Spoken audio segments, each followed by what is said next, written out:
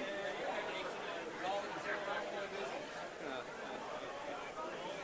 Huh? Bruins fan, isn't he? Is he a Bruins?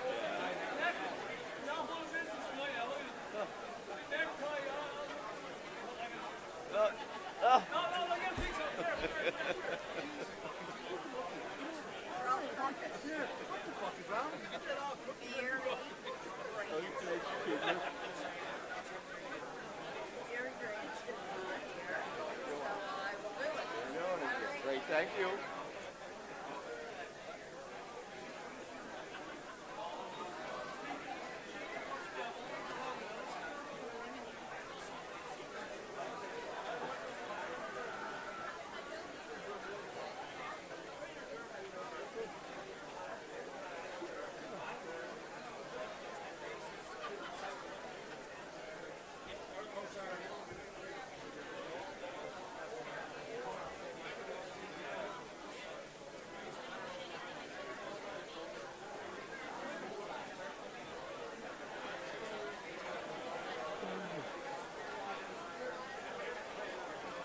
Zach, what time is it, buddy?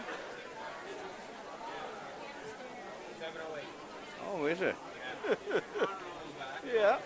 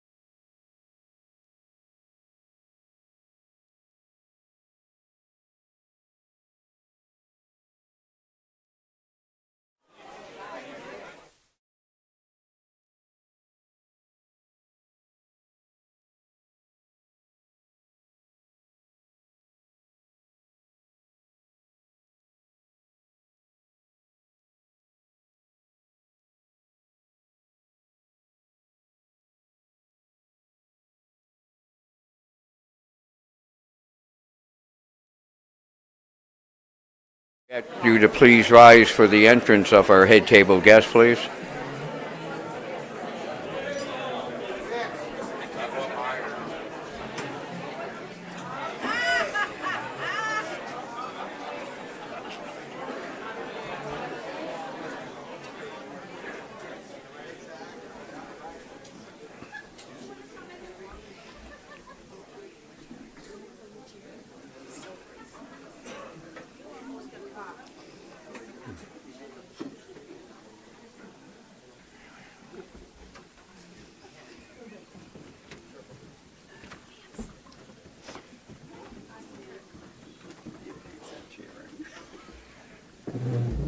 And ladies and gentlemen, please remain standing as we have the playing of our national anthem.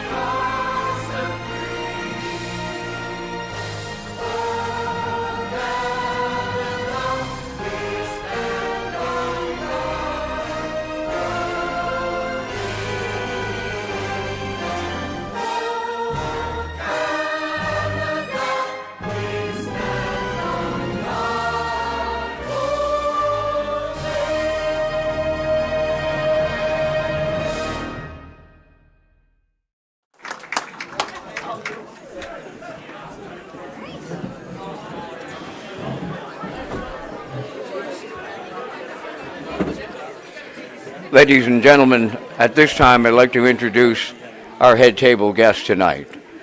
Starting from my left on down, the Honorable Jill Burridge, Minister of Finance, Minister in charge of harness racing. The evening guest speaker and welcome home, Dr. Ian Moore. Lee Drake, Manager of Racing, Marketing and Sales at Red Shores. James Perot, President of the PEI Standardbred Horse Owners Association. City of Charlottetown Mayor Philip Brown. And Peter Smith, Vice Chair of the PEI Harness Racing Industry Association. We'd like to acknowledge some guests in the seating arrangements out there. The Honorable Kent Dollar is joining us tonight. The Honorable Brendan Curran is with us. And the Leader of the Opposition, Robert Mitchell, is with us.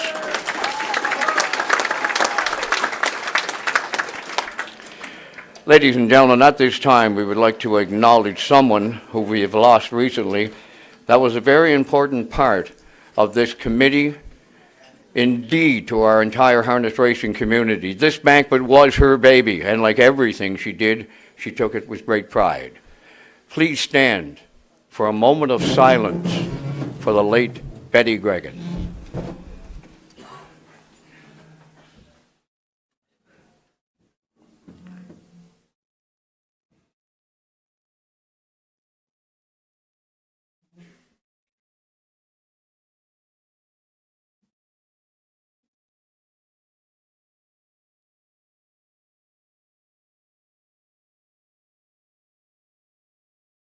Thank you, ladies and gentlemen. Now I ask Zach Conway to come forward for grace.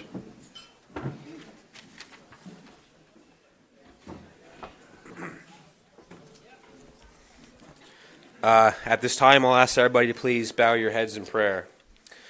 Dear God, we gather here today to celebrate the past season. We come before you with grateful hearts for the blessing you have bestowed upon us. We ask that you watch over the drivers, trainers, grooms, owners, and all those involved in this sport. Give them the strength, skill, and wisdom as they compete on the track. May they always put the safety and well-being of their horse first, while also striving for success. We also pray for the horses themselves. Protect them from harm and injury, and bless them with good health and spirit. We ask these things in your name. Amen. And dinner will be served.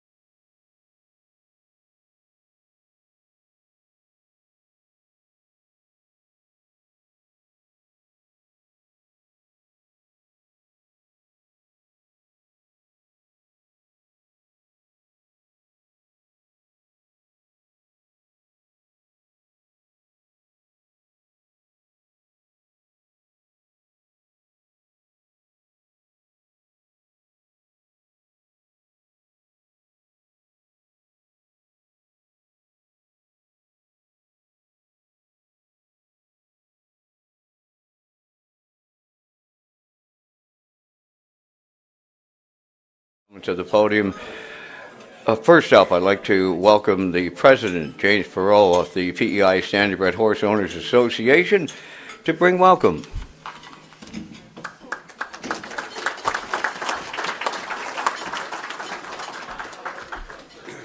Thank you, Vance. Vance is probably the last thing that we remember that we need to book. I just really like to thank Vance to make the banquet special. He's here every year. It's just the last reach out and make sure that he's still there. And Vance has been more than accommodating for us. And in fact, today he come in and changed the script just a little bit to make sure everything was right for us. And the way the Habs are cruising along, Vance is in pretty good humor. So, I'd like to welcome everybody here, the ministers, government officials that continue to support the industry that's thriving here in PEI, and it's without that support, it would be a lot worse situation, just like our neighboring provinces. And unfortunately, their governments don't see what is important and what it drives. I think the turnout here tonight is just a small piece of what it actually drives in PEI, and I think the government really sees that and the support that they have for us, and that we in return spend everything we make and then a little bit more back into the economy. So thank the government for that.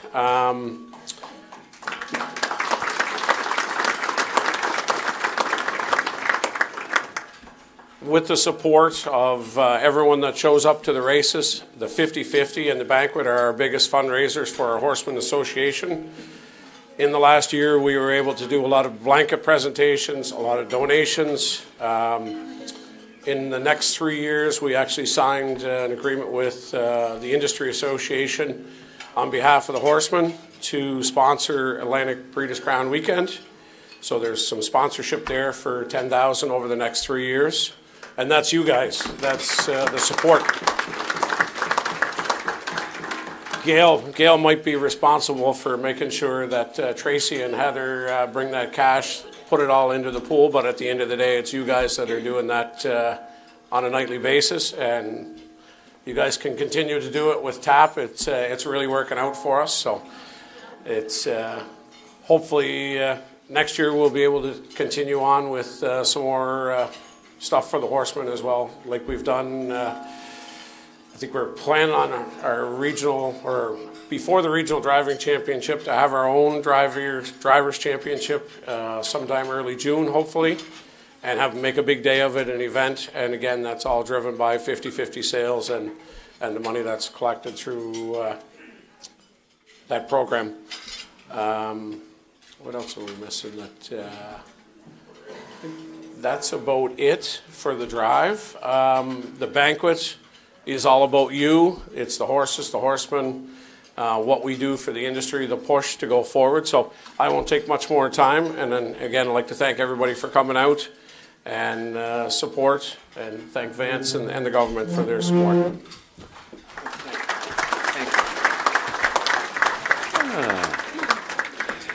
At this time, it's our pleasure to welcome Finance Minister and Minister responsible for harness racing, Jill Burge, to bring greetings from the province.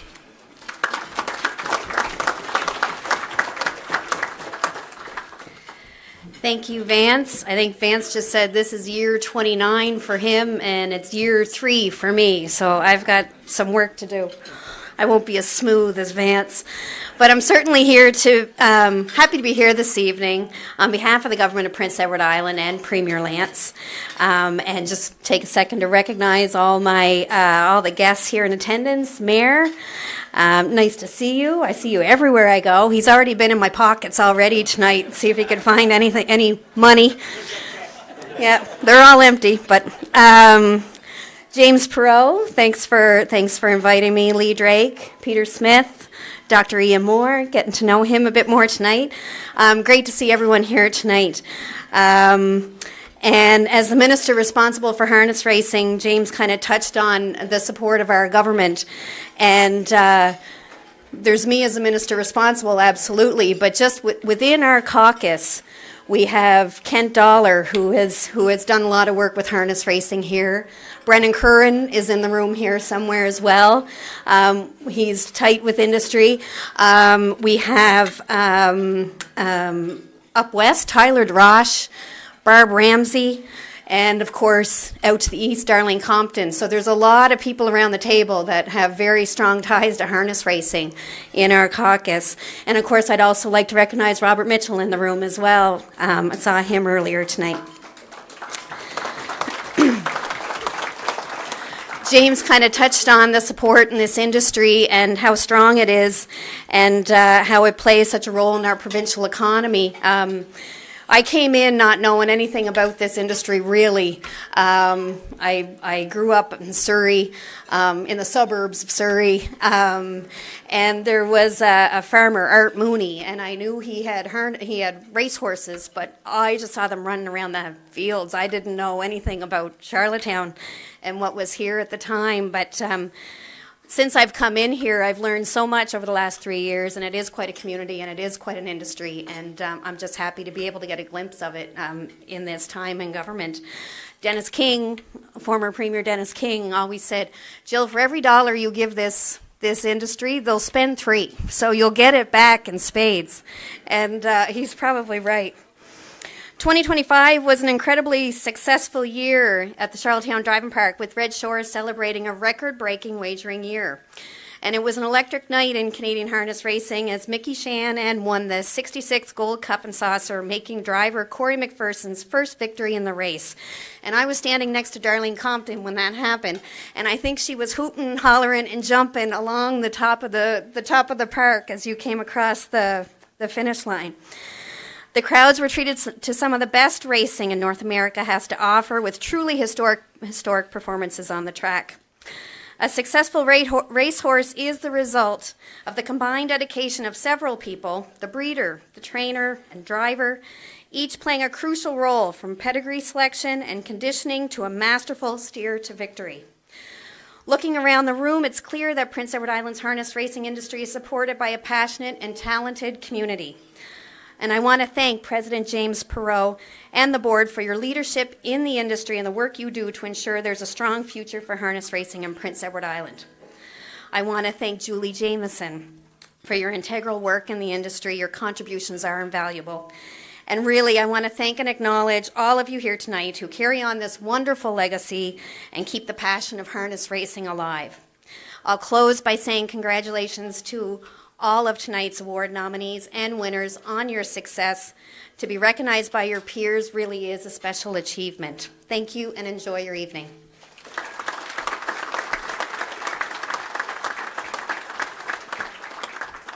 Thanks, Jill. Now, ladies and gentlemen, from the city of Charlottetown, the always entertaining Mayor Philip Brown.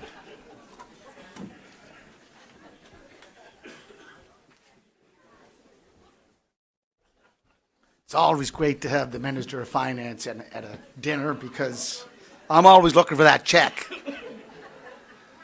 But I do want to recognize, and Vance, thank you very much for emceeing tonight's get-together. And Jill Burridge, Minister of Finance, great person to have in this role. She has an understanding not only of harness racing, but finance in general. So she has that background as a former councillor from Stratford, our capital area, that brings a lot of great people into this community that we call Charlottetown, Stratford, and Cornwall. And Minister Dollar, great to see Minister Dollar. MLA Brendan Curran, where's Brendan at? He's somewhere in the building here. Great to see Brendan down in the corner. And Opposition Leader Robert Mitchell. But I have to say, this is the first time I've seen Dr. Ian Moore in a lot of years. And Dr. Ian Moore, you haven't changed a bit. You look great. Florida's doing you well. So it is my pleasure to be here once again to celebrate the success of the Prince Edward Island Standardbred Horse Owners Association.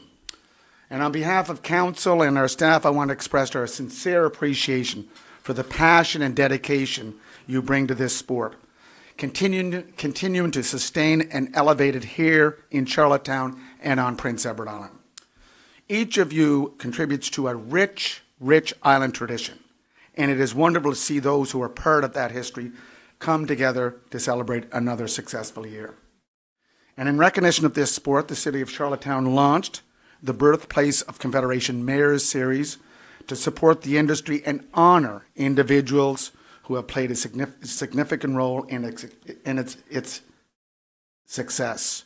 And those have included drivers, trainers, owners, and tonight you'll hear another special honoree. Though through these initiatives like this, along with our ongoing support of Old Home Week, the city is proud to play a part in supporting those who uphold a sport that is so important to our community, economy, and quality of life. And I just want to take a couple of moments to divert from our history in this sport. And that's what this sport is about. My great-grandfather, who came down here from Oxbridge, Ontario, in 1877, he left a business of his father's, which would be my great-great-great-grandfather, and that was in the printing business. But Picton S. Brown left his father's business to pursue a career as a jockey. Brown saw a great deal of success as a trainer and jockey, winning races throughout Ontario, as well as the Maritimes, New England, Chicago, and California. And in March 1877, Brown left Toronto with his stallion, Frank Allison, selling him to Jim Mahone of Truro, Nova Scotia. After spending a summer handling horses in Truro, he moved to Summerside, Prince Edward Island, to handle a stallion for Newton Lee.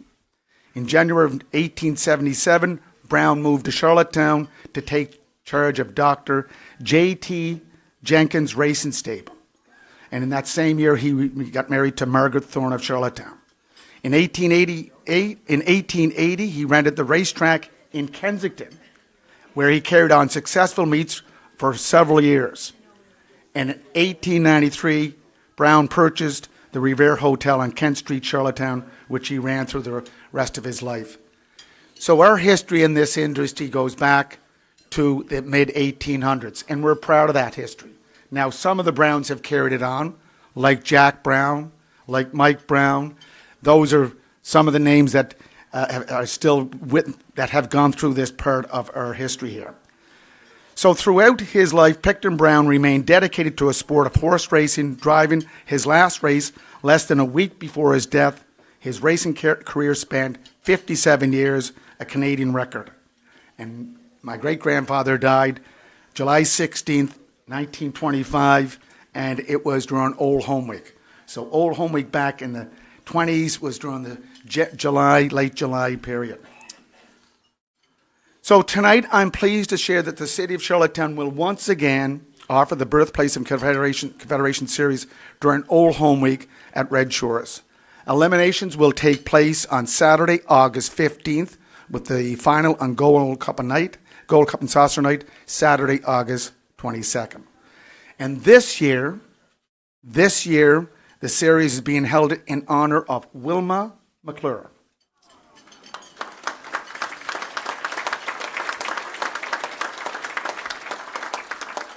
And I do want to note that Sharon Carver is here, Aaron Carver is here, and Wilma's two great-grandsons, Owen and Isaac. Put your hands up there, Owen and Isaac. So the family is being represented tonight. So as I said, this honoree recognition is not just about owners, trainers, drivers. It's about those people that keep the track going.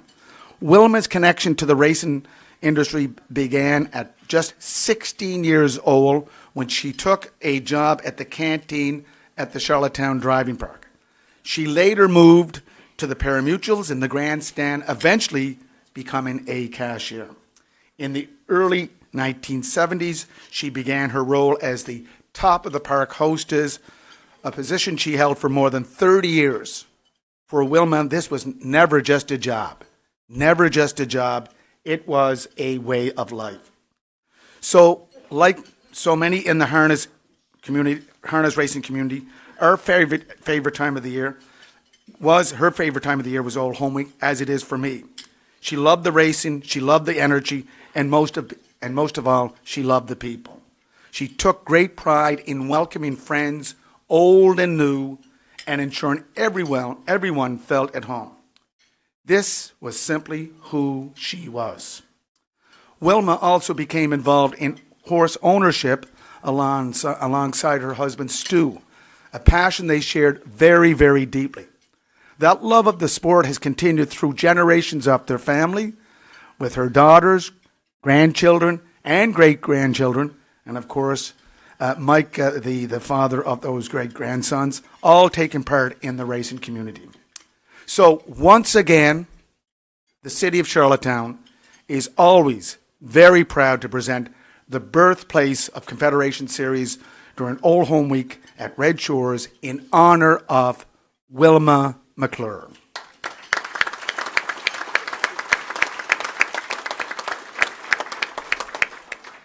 Congratulations, Wilma. I know you're looking down. You're looking at those great-grandsons, making sure they play hockey well, do well around the racetrack. All the award recipients, nominees, and everyone here tonight who contributes to the Prince Edward Island Standardbred Horse Owners Association and to the greatest horse racing industry that is in this country here in Charlottetown and Prince Edward Island.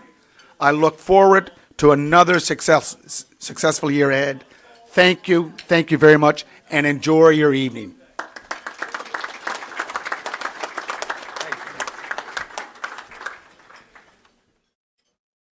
Next up is Mr. Lee Drake. He started with the Harness Racing PEI, went on to be marketing and manager of racing at the Red Shores. He's celebrating 20 years. Please welcome to the podium Mr. Lee Drake.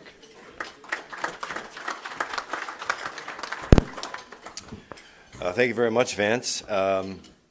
Great to see such a fantastic crowd here tonight, and I want to welcome head table guests, the Honorable Jill Burridge, Dr. Ian Moore. So great to see you, Ian, here back on PEI, and I can tell you Ian is such an ambassador for this great province for harness racing. I saw him at the O'Brien Awards in London and did just a wonderful job there and had a truckload of awards there, and all the best this season. President James Sproul, Mayor Philip Brown, and thank you for the announcement, Mr. Brown, and Peter Smith, the Vice President. I know many in this room know how to use a stopwatch, but I'm not sure Mayor Philip Brown knows how to use one, so it's all good. He had such great things to say. We're going to try to keep everything on time, so I'm just going to roll into a. All right, now it's nice and short. I know you took my time. That's fine, no problem. So on behalf of our General Manager, David McKenzie, who has a guest commitment at Red Shores tonight, I want to wish the best of luck to all the nominees for tonight's awards program. I'd like to congratulate the PEI Standardbred Horse Owners Association for another successful banquet as we celebrate this past season. We have a lot to celebrate.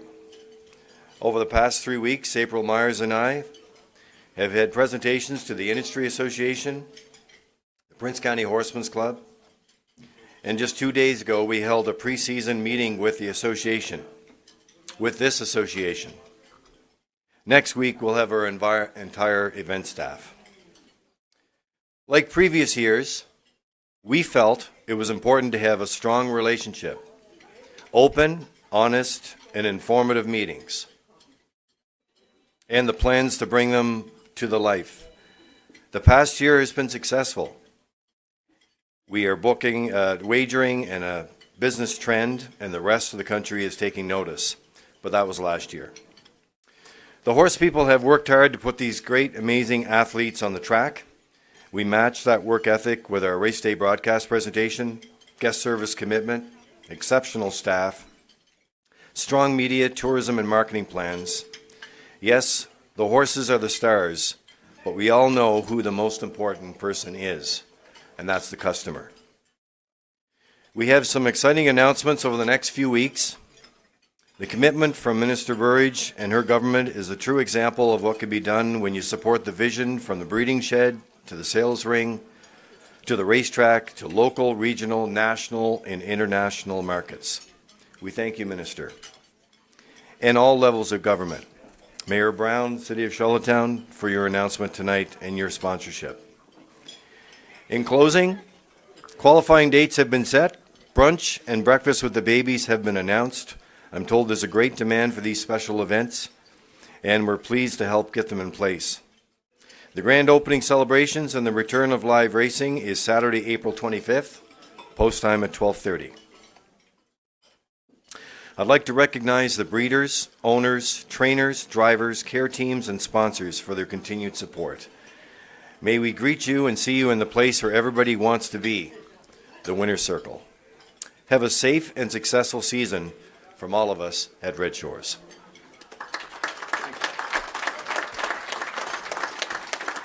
Thank you, Lee. Now, ladies and gentlemen, would you please welcome the Vice Chair of the PEI Harness Racing Industry Association, Mr. Peter Smith.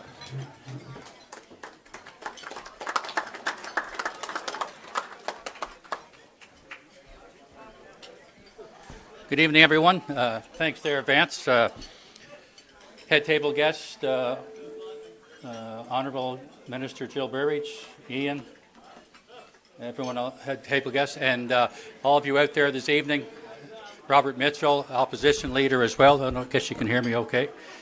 But on behalf of Chairman Blaine McPherson, on behalf of Chairman Blaine McPherson and the Board of Directors of the PEI Harness Racing Industry Association, I'd like to thank the PEI Standardbred Horse Owners Association and President James there for inviting us and for the opportunity to take part in this evening's banquet.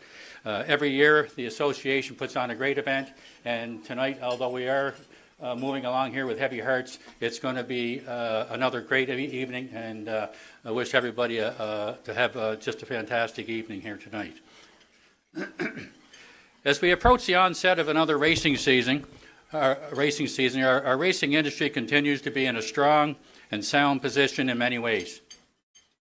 So much so that sometimes we believe that the success and the good fortune that we experience here on PEI comes automatically each and every year.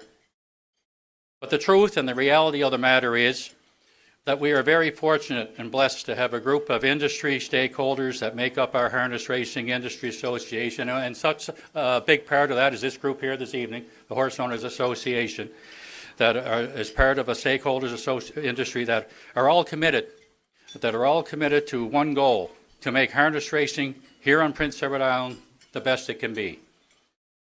I would like to thank all the individuals and the representatives of the various sectors for their efforts and commitments to help keep our industry moving forward in a positive motion.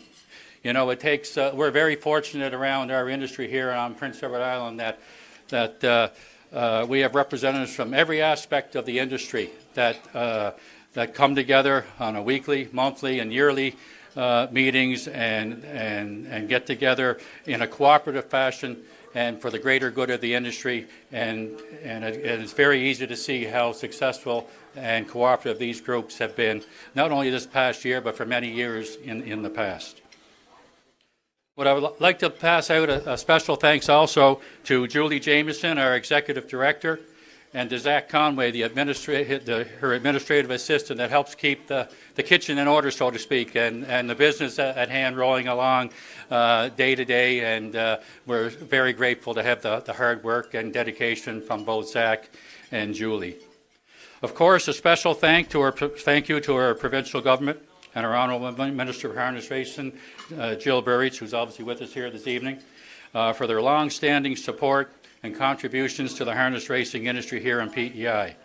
Not only for this past year, but for many years in the past. And the support, obviously, I hope does not go unnoticed, but we're very, very grateful for it. And hopefully that the good partnership can continue again and so on in the years to come. As Lee alluded to, for April 25th on the calendar marks the date that our new season of racing will begin for us. And it comes with us full of excitement and anticipation of great things to come on the racetrack. Horsemen will have the opportunity to race for more money than they ever have offered ever before. and that is going to be offered over 113 race dates between Summerside and Charlottetown here this coming year. And it's been put together by the group led by General Manager David McKenzie, Lee Drake, April Myers, and their whole crew at Red Shores, who has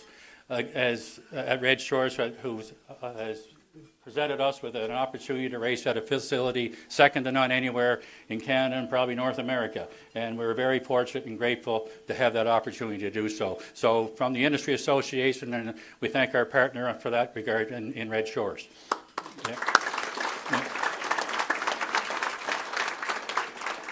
And in closing, on behalf of the Board of Directors of the PEI Harness Racing Industry Association, we'd like to thank the Horse Owners Association for presenting for another great banquet, for tonight's great banquet and awards presentation. And as well also to thank you for all that you do, for the great work that you do for the horsemen, not only in this room, but throughout our entire industry all year long. Well done and very much appreciated. And finally, congratulations to all the award finalists and winners this evening, and wish every one of you all a successful, fun, and safe racing season in 2026. Enjoy the evening, everybody. Okay.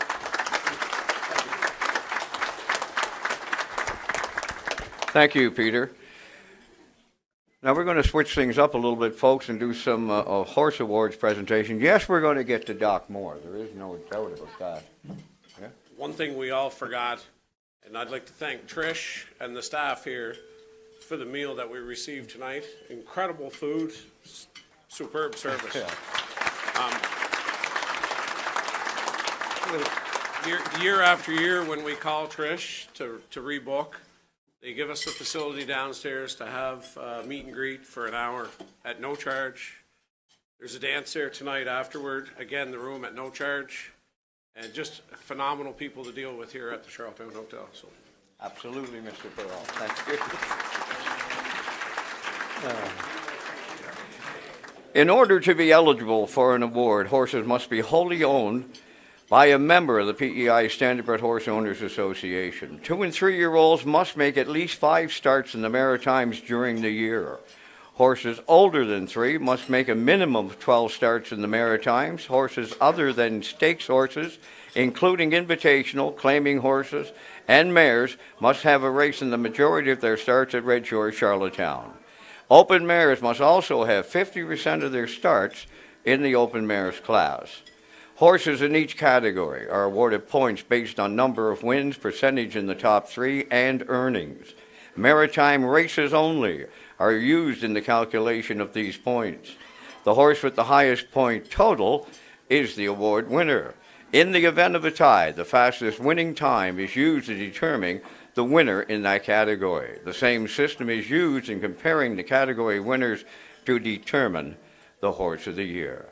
And our first category, 2-year-old trotting colts. 2-year-old trotting colts, sponsored by All-Star Cresting.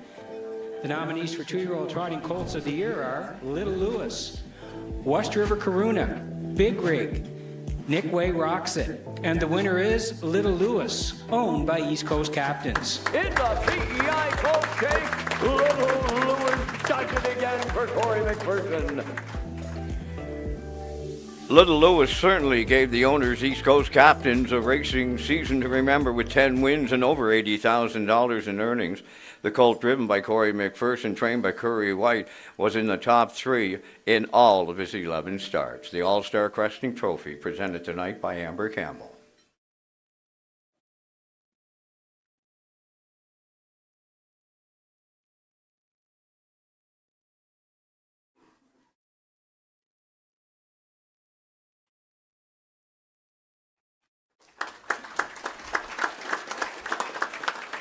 Next division, 2-year-old trotting fillies.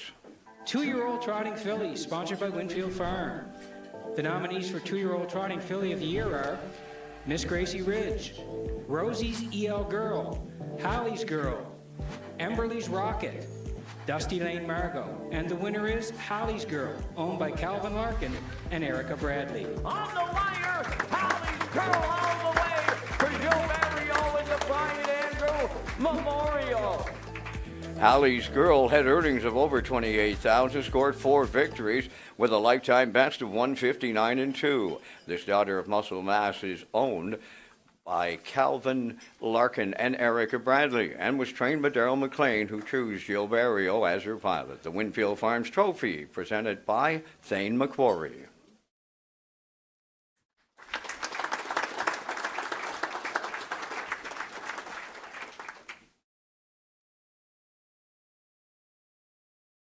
Next up, 2-year-old Pacing Colts.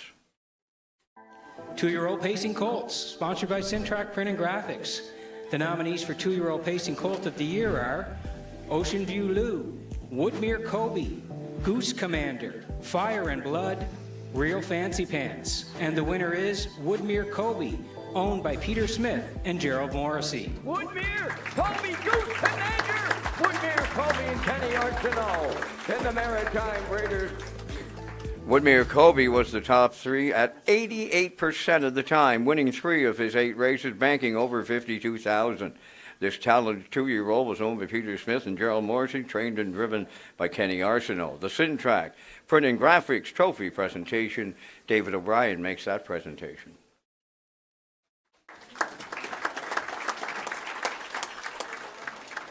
Next division, 2-year-old Pacing Fillies. 2-year-old Pacing Fillies, sponsored by Boatyard Distillery. The nominees for 2-year-old Pacing Filly of the Year are Going for Blood, Beach Jewels, Windermere Sky, Baker's Dozen, Fitness First. And the winner is Windermere Sky, owned by Windermere Farms and Matt Burke.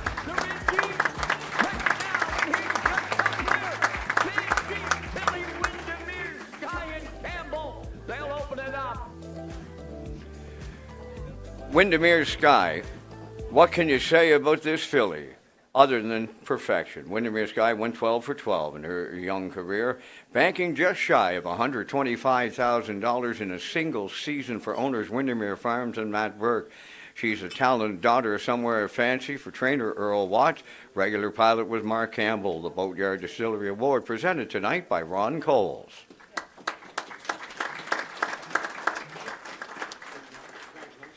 Next up, 3-year-old Trotting Colts.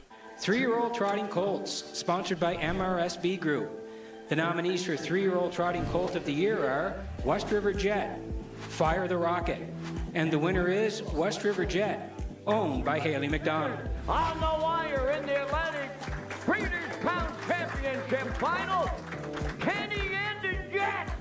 West River Jet in line to Kenny McDonald. West River Jet picked up where he left off at 2 with another dominant season, winning 7 of his 11 starts, picking up over $63,000 in earnings. He is owned by Haley McDonald, trained by her mama Claire, driven by her dad Kenny. The MRSP Chartered Accountants Award presented tonight by Mike Dowling.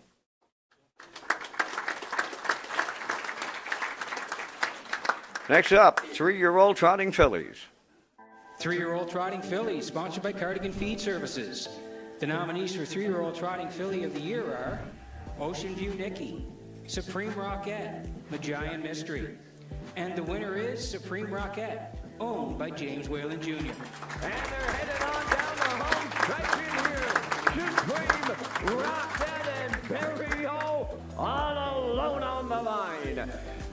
Supreme Rockette had earnings of over $49,000, 3 wins for owner Jamie Whalen, trainer Mike McGuigan, who drove along with Gilles Barrio. The Cardigan Feed Service Trophy presented by Charlene Cipher.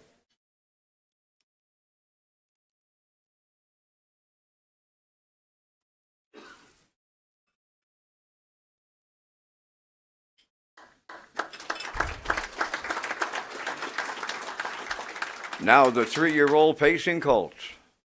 3-year-old Pacing Colt, sponsored by Woodmere Farms. The nominees for 3-year-old Pacing Colt of the Year are Bet 'em Alive, One Wicked Man, Malevolent, Louis the Great, Bentley. And the winner is Malevolent, owned by Debbie Francis and Roseanne Landry. On the wire next, Malevolent, Till My Dear coming late. Malevolent hangs on for Paul Angel. Malevolent was first, second, or third 93% of the time last season with 7 wins and an excellent win time of 152 and 3 for owners Debbie Francis and Roseanne Langell, trained and driven by Paul Langell. The Woodmere Farms Trophy presented by Thane McQuarrie. That's Thane McQuarrie dressed up as James Perot.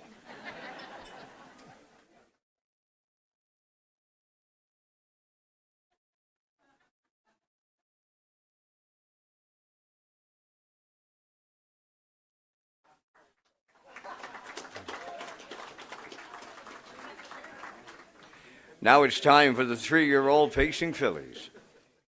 3-year-old Pacing Filly, sponsored by Metro Home Building Center. The nominees for 3-year-old Pacing Filly of the Year are Elm Grove Talia, Bad Girl Bridget, Jaffa Tika, Tobin's Dream, and the winner is Bad Girl Bridget, owned by William Lanigan. But here's Bad Girl Bridget and the Blue Nine Ewes in the Breeders' Crown Championship. Bad Girl Bridget came out on top in the category, over $104,000 in purse earnings, 14 wins. She was in the top 3, 94% of her starts. Owned and trained by Bill Lanigan, driven by Jason Hughes. Peter Smith is with us for the Metro Home Building Center Trophy presentation.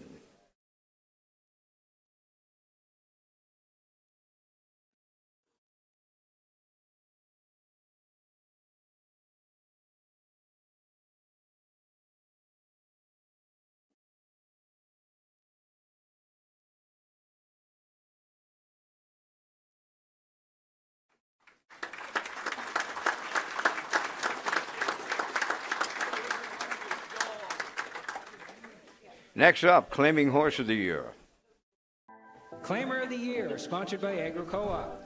The nominees for Claimer of the Year are Check Your Source, One Rock, Jetster, and the winner is One Rock, owned by Luke Burke. Deep stretch now. Here's One Rock in line to Corey McPherson. Wow. One Rock with the 7 wins banked over $13,000 for owner Luke Burke, who also trains the pacer. He was driven mainly by Corey McPherson. Mike Dowling on behalf of the Agro Co-op has the presentation. Next division, Age Trotting Horse. Age Trotting Horse, sponsored by Crown Rust Control. The nominees for Age Trotting Horse of the Year are Glider Man, Fight Song, Magian Blazes, New Legacy, and the winner is Fight Song, owned by Donald McGray. They're coming to the wire. Fight Song has absolutely destroyed them in the Island Ocean Trot Challenge.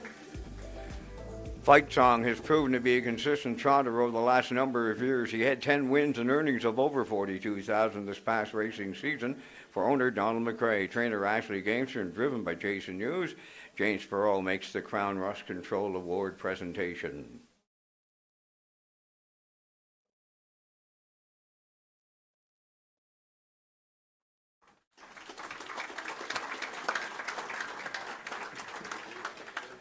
Next up, Age Trotting Mare.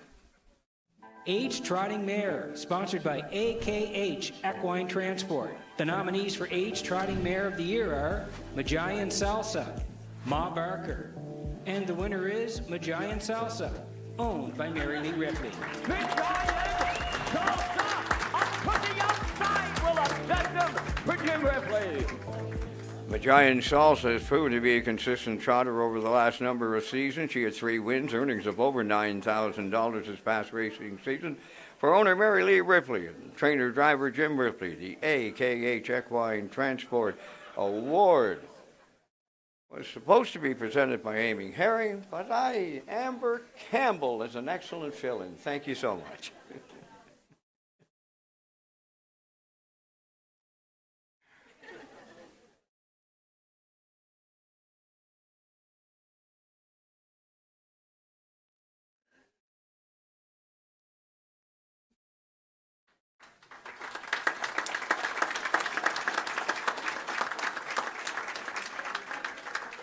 Now it's time to look at the age-pacing horse. Aged Pacing Horse, sponsored by Dean Richards. The nominees for Age Pacing Horse of the Year are Twin Bee Tough Enough, B2B, Malignity, House Edge Hanover, Impeccable Shadow. And the winner is B2B, owned by Donald McCrae and Blair McLaughlin. Down the stretch to come. Twin Bee Tough Enough. B2B on the outside. Here is his third consecutive Richard Campbell Memorial. And the Blue Knight Jason Hughes, he hits the grand slam. One of the most competitive and entertaining fields, the Age Pacing Horse Division, always a fan favorite. This year's winner, B2B, made 13 trips to the winner's circle, some of those being the Cecil Ladner, the Bob Doer, the Richard Campbell, and he had over $93,000 in purse earnings. He finished in the top three 70% of his starts, also finishing third in the prestigious Gold Cup in Sasha, owned by Donald McCrae and Blair McLaughlin, trained by Ashley Gamester, and driven by Jason Hughes. B2B, Age Pacing Horse of the Year.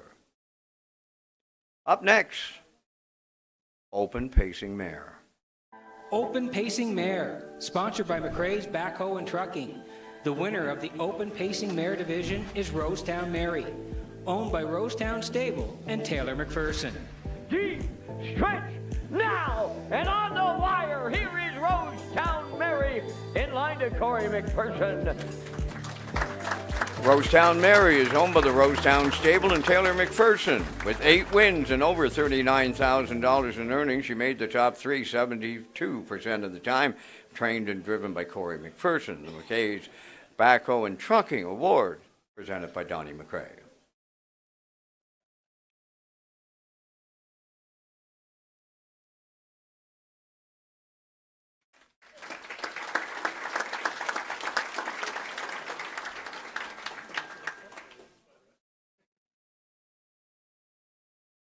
Sponsored by the Charlottetown Veterinary Clinic is the Fan Favorite.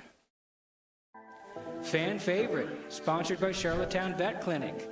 The winner of the Fan Favorite Award is Jetster, owned by Stanley Harper Jr. Deep stretch now, coming to the wire. Yes, they're all the way for Campbell. This award recognizes horses who've had a long racing career and are one of those horses that people just love to cheer on. Tonight, this award is going to a horse that is going into his final year of racing. He has earnings of over $103,000 and has given not just the fans, but his owners many thrills and great memories. The 2025 Fan Favorite goes to the son of Jeremy's Jetster and owner Stanley Harper Jr. and Dr. Ian Moore will make the presentation.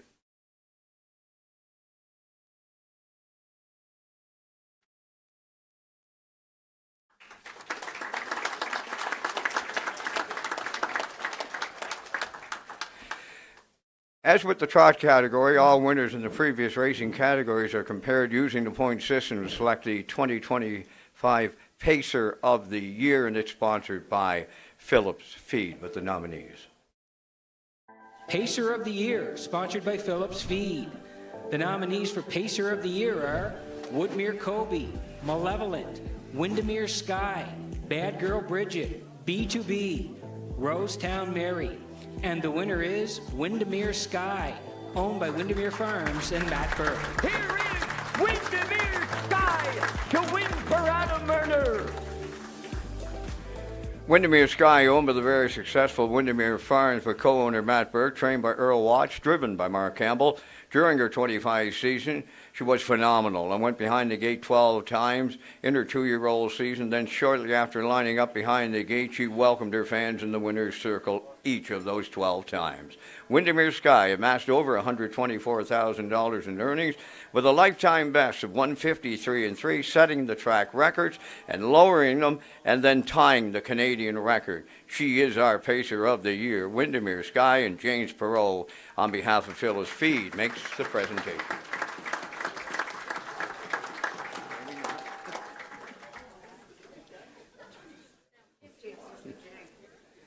Yes.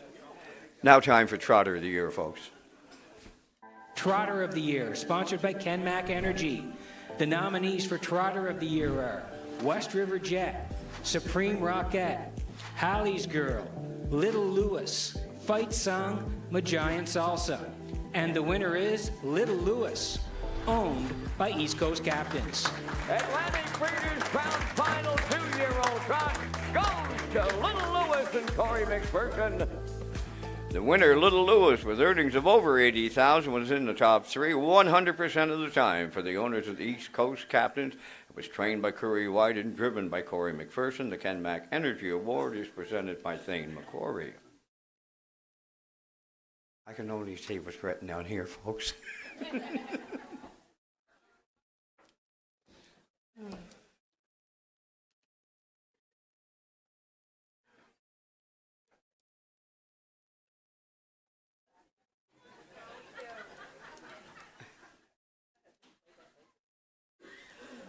Now it's time for Horse of the Year.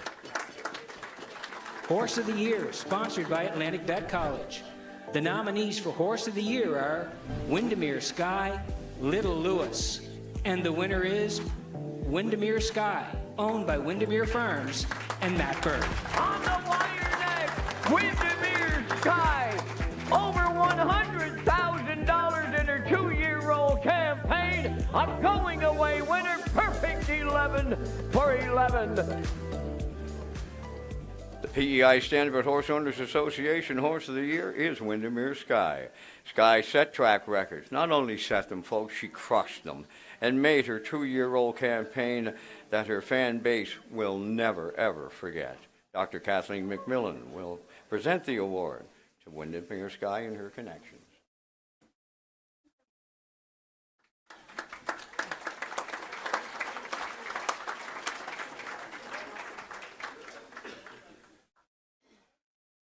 Ladies and gentlemen, as we move to the next part of our banquet, the PEI Horse Owners Association, pleased to welcome one of our very own horsemen who watches the races from different perspectives, our special guest, Dr. Ian Moore.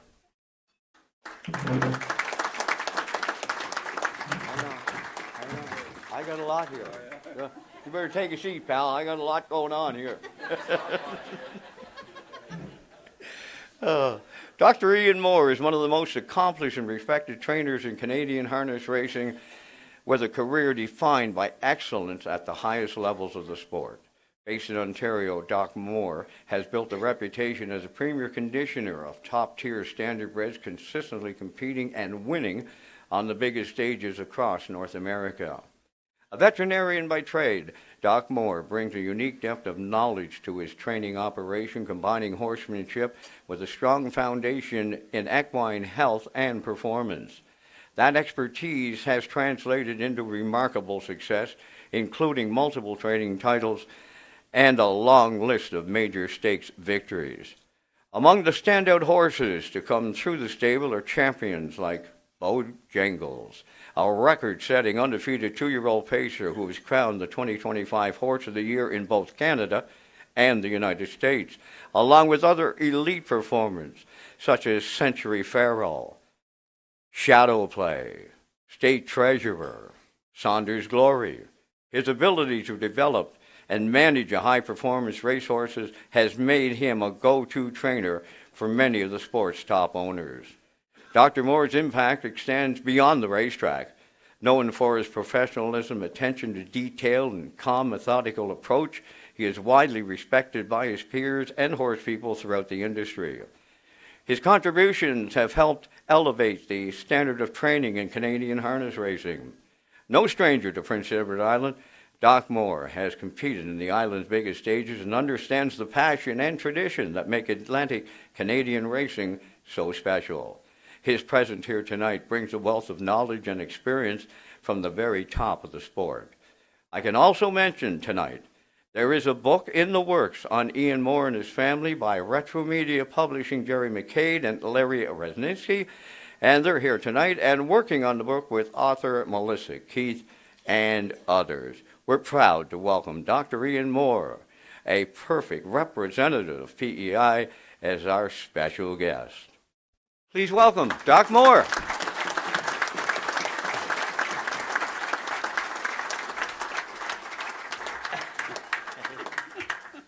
I couldn't wait to get to the podium, Vance. You held me up. Anyway, special guest at head table and thanks Mayor Brown for the comments on my Florida looks. Politics doesn't look like it did you. It did you pretty good too over the years. I'm so proud and honored and very thrilled to be here. I find it very humbling, especially in the last year, all the things that have happened to us, Nancy and I, and the rest of our crew that works for us. It's been a very humbling year for me. I don't like the spotlight too much, but sometimes you got to do it. So I take it with, that we work hard and we're very fortunate to have what we got, I guess. So Gail McDonald asked me to come tonight, and I was a bit hesitant because we qualified, as many of you know, 6 3-year-olds yesterday, including Bojangles, and it was going to be a bit of a rush to get the plane to get here at 12:30 last night, but I thought about it for 5 minutes, texted her back and said, yeah, no problem, I got to come home, so we'll do it. PEI is home for me, and it always will be. When I was on the plane last night, by the way, I was reading a medical journal, and I read an interesting article about insomnia and the latest recommendation for treatment for insomnia. And 9 of 10 doctors now recommend, and Brian McPhee is going to kill me for this, but watch a Leafs game. Sorry, Brian.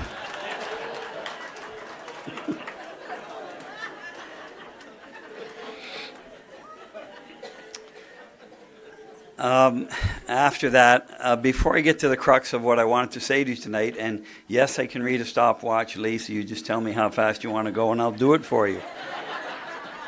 I won't be like Mayor Brown. And I won't go any further back than the last year or two as well.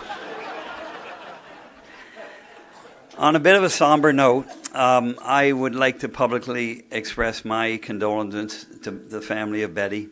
Many of you might remember, and some of you wouldn't know, but when Margaret, as I called her, came from the Brunswick, it was about late 84, early 85, she worked for me at my newly founded Island Equine Clinic in Winslow, and she lived with us for a year or more until the Atlantic Vet College got going. So Betty and I were great friends for many years, and when Julie called me on Monday here not long ago, it was a sad time for me as well.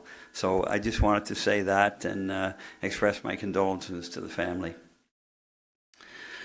So last time I was here to speak to a horseman's banquet, which I'm not sure, maybe 10, 15 years ago, it was at the other rods at the other end of town. I do remember that. I spoke about PEI and harness racing and what you guys have down here and how you had become the envy of many other jurisdictions in North America because of the special and every year practice of the government support that you get, including right now. And no, I'm not going to be like Mayor Brown. I'm not going to get into your pockets either. But it's just unbelievable.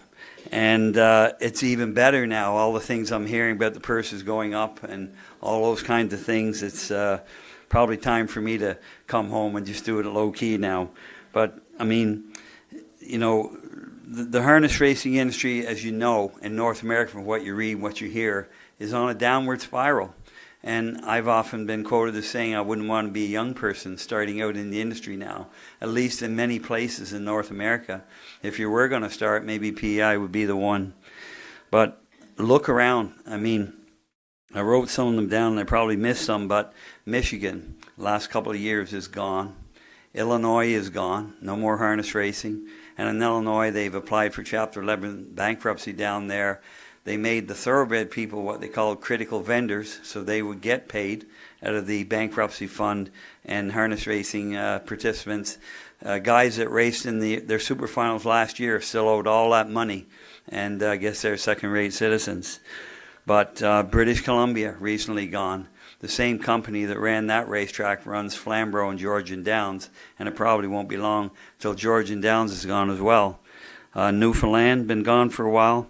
Pompano, Wally's home, has been gone. Cal Expo in California, that's gone in the last couple of years, and they're never coming back. And most recently, I'm sure you've read about Rideau Carleton, and that was a bit of a surprise because Rideau Carleton has the third highest wager in Ontario and in Canada, as far as that goes, I guess. And it's very sad that they shut that place down. Pennsylvania, government clawbacks every year. It depends who the governor is and what the flavor of the day is, but they've been taking money from the Pennsylvania Equine Fund for many years now. Prince Al Hanover raced in 3-year-old stakes there last year, PA Sires, for $38,000, $42,000. Used to be in the 70s and 80s and even higher. So it's very fragile. And as you are aware as well from what you've read, $97 million decrease in wagering in Ontario last year. Most of the OSS stakes money comes from that. New Jersey, another one. June 30th of this year, it comes before the House. They need to sign a bill to give the Meadowlands a casino, and if they don't, then the Meadowlands will probably be finished as well. Jeff Grell stated publicly that he can't run it anymore on his own money. But when you look at the positive side, Ohio, they have more broodmares now than the whole continent of North America, just in one state.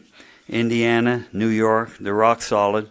And of course, Prince Edward Island, still rock solid, still growing on a positive trend, not a downward trend like everywhere else. Years ago, when I was on the Horsemen's Association and some other boards and things around here, it was a collective effort for New Brunswick, Nova Scotia, and PEI to work together. I remember doing a project with Norman Hall on that and how we all had to work together to make it successful. But now, when you look around, I mean, let's face it, New Brunswick's on a lifeline now. It probably won't be long for them, and Nova Scotia, and you can correct me if I'm wrong, but it seems like every year the purses and the dates that they have are the same as they were 10 years ago. Truro still races for the same money. So there's just nothing there to look forward to, and yet PEI has proven everybody wrong, and part of that is from the government support. So you guys really need to stand up and recognize that vocally. You need to, every time you see Brendan Curran in the grocery store, nice to see him wearing that PA emblem on his suit tonight, say thank you. Thank you very much. And you need to support it. And you need not knock it, but support it in every way, shape, or form. And yeah, I know what horsemen are like, and there's always going to be some whiners and complainers, but you need to stop that and just recognize what you have here and how good it is and how better it's going to be. And another thing to remember, I mean, there's the people that came out of this place, smallest province in Canada, is unreal. Like guys like Wally, number one guy, number one friend. Paul Spook McKenzie, Jim Whalen, Harry Polton, and of course we better not forget Gail's boys, Mark, James, Anthony, and even Curtis, who has excelled in harness racing at a different level in the media part of it. And well, I guess I kind of got to give a little bit of credit to Freddie. I mean, if you ever listen to Anthony, he certainly has the gift of the gab, so he has to be Freddie's. We don't need a DNA for that.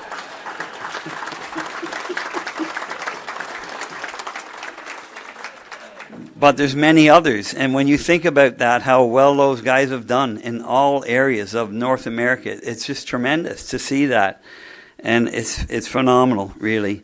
And there's guys here like my good friend Kenny Arsenault and Ron Matheson and many others. They could have went anywhere years ago, and they would have been successful as well. But they chose to stay here and earn a living here, and to help make harness racing what it is today. Young people, I see more young people in harness racing when I go to Charlottetown than any other track that I've ever been to. Most tracks nowadays, the apron is empty, few people sitting in the stands, a few people in the dining room, but it's not like it used to be when I grew up, that's for sure. I was looking for pictures in the home in Brackley Bay this morning for Jerry McCabe, and there was one at Summerside Raceway on Dominion Day, it used to be called, instead of Canada Day, in 1971, and it was taken from the first turn. It was taken by Ron MacArthur, actually, who I used to work for when I was 14 and looked after 12 horses for $45 a week. Imagine that today.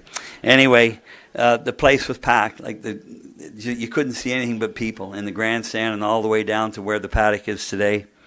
And we just don't have that anymore, but you still do here. Young people that are here, they need to strive for success in the business if that's what they want to choose to do. They need to pattern themselves after successful people. For myself, when I was young, I used to always look at the best trainers, the best horses. I'd walk down the paddock and look at all the Gold Cup and Saucer horses, look at the shoes they wore, look at guys like Harvey Cormier and Art Porter and those guys back in the early days when I was a young boy around CDP and SRW. Those were the guys to watch. And I patterned myself a lot after people like that. Eventually it became my way, but it certainly had a lot of influences along the way. And I mean, even the horses that come out of here now, wasn't that long ago that there was horses that would come from the Maritimes and go to Mohawk or the Meadowlands and wouldn't be long coming back home. They couldn't compete, but now horses from here go anywhere and they win everywhere. And I'm sure Windermere Sky could go up there and compete with the 3-year-olds this year up there. And, you know, it's just the breed has got better as well. It's just been a tremendous run here. So the years have gone by for me. I've had some great help, especially the last few years. As you know, grooms are hard to come by, good grooms. I mean, any groom is hard to come by. But I've had some really great help. I've had some great partners, and they've been able to buy yearlings that I wanted to buy, and it's all added up for us.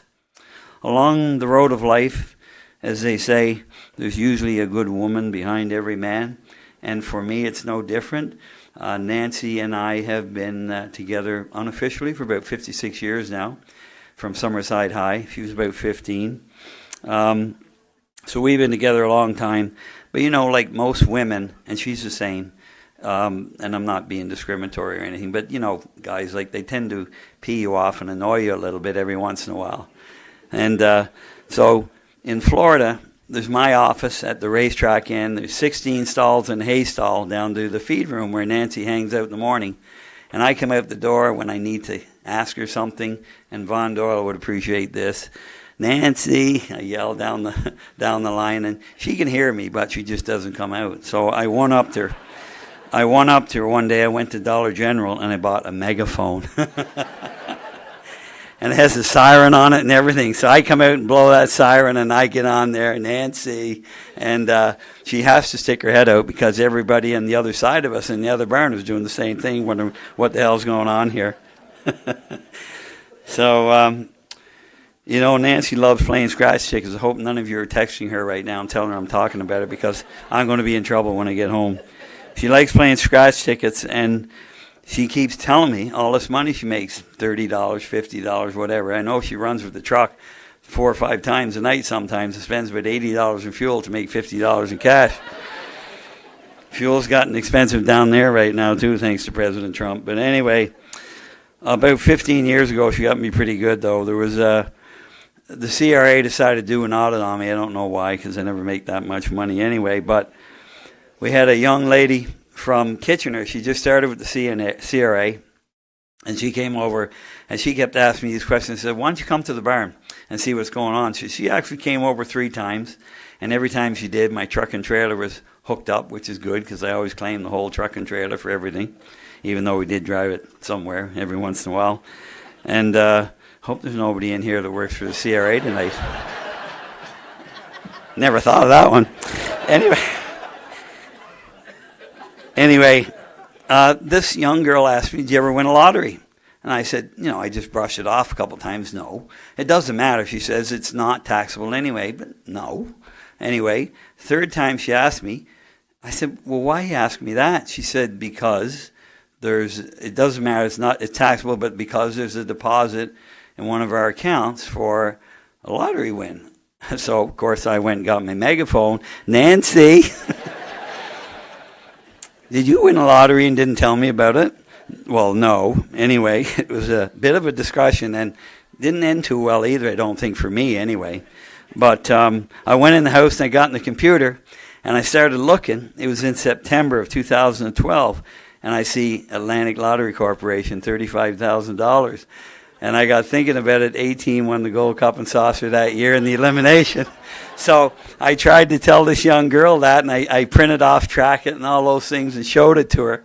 And she said, you know, it doesn't matter. I said, yeah. I said, but if you think I'm lying about that, then you're going to think I'm lying about others either. But anyway, I better not talk about Nancy anymore. We've had a great life. We made we made a lifestyle and a career out of horses. Both of us did. And it's been wonderful along the way. Like I said, I'm very humbled. I'm very thrilled to talk to you guys tonight. There's so many faces that I know. Hi, Alex McPhee. I see Alex over there. And it's great. So I'm really glad that you had me here. I think Vance has some questions. If there is time, I don't know what the stopwatch says there, Lee, but if there is time, we can take questions from the floor as well. So congratulations to all the award winners, and thanks very much for having me. I really appreciate it. I wanted to come home anyway, so it gave me a big excuse, and hopefully I'll be home in the summer when it's a lot greener. Thanks so much.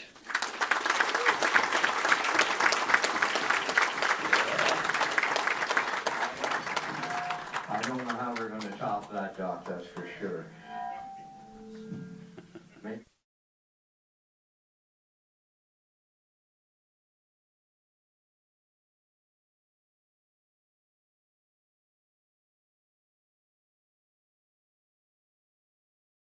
I want you to tell the folks about the first horse, well, not the first one, but the Basil Whalen horse and all the big money that transpired through that one.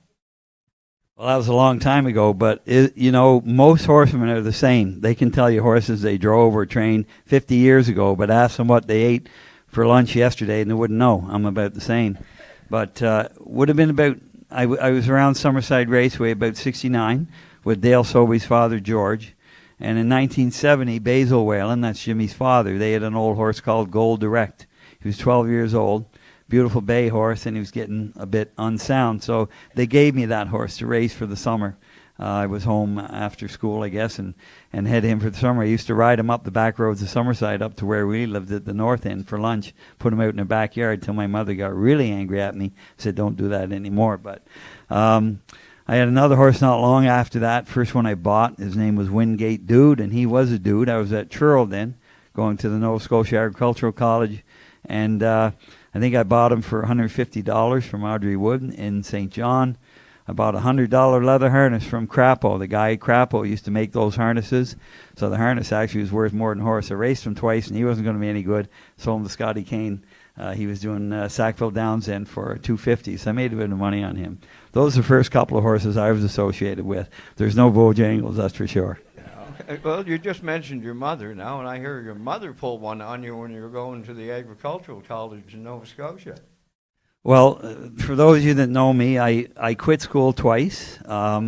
Finished high school when I was 15, I think, too young maybe, but I went to work at the Meadows in Pennsylvania with one of Ron MacArthur's horses, actually.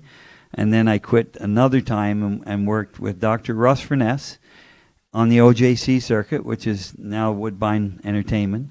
And Dr. Furness, some of you guys would know him. He was a veterinarian from Kensington that got into horse racing. So amazingly, he was the one that convinced me to go back to school.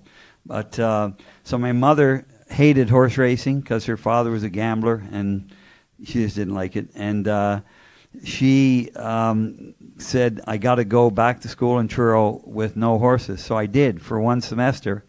I was the head monitor on the third floor of the residence there, so they used to pay me $18 a week, and I got my own room to myself, and that was really good. All the girls liked that too when I was there. But anyway, you go to the bathroom and you look out in the window on a Thursday night, and they're racing at Truro 2 blocks away. All the lights were on. It used to tear my heart apart, and it was about the time when people from here, like it might have been a bit early for Paul McKenzie, but Jim Whalen maybe a little early too, but a lot of those guys were starting to come to Ontario then. And so I got 72 average, and my mother said, there you go. The PEI government, I didn't get in anybody's pocket either, but they gave me a $600 bursary then because he did so well in school, so guess where that went. I bought a horse called Chris Pat from Calvin Eisner in Truro.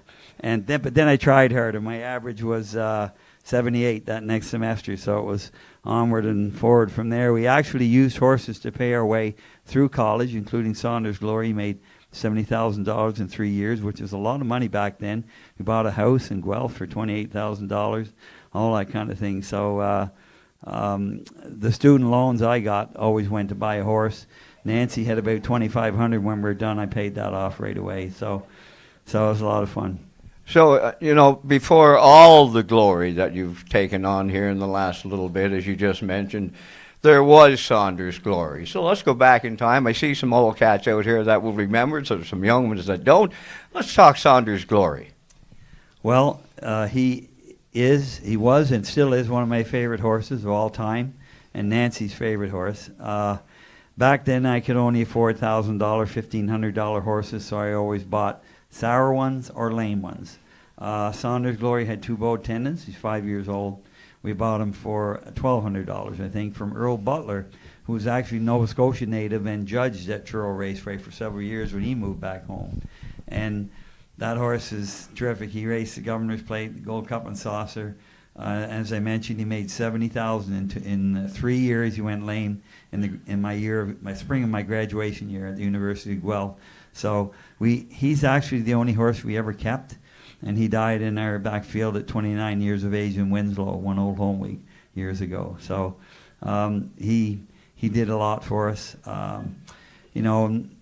Later years, if you're going to ask me, like horses like Astronomical changed my lifestyle, like they made me go more from being a career veterinarian to become a horseman, I guess, more relevantly so. And then, horses like Shadow Play changed my life and our lives, and he's still giving to us even today. So I've enjoyed every minute of it, and I wouldn't have done it any differently. Doc, well, you're mentioning Shadow Play. Let's go back to the Little Brown Jug in that day.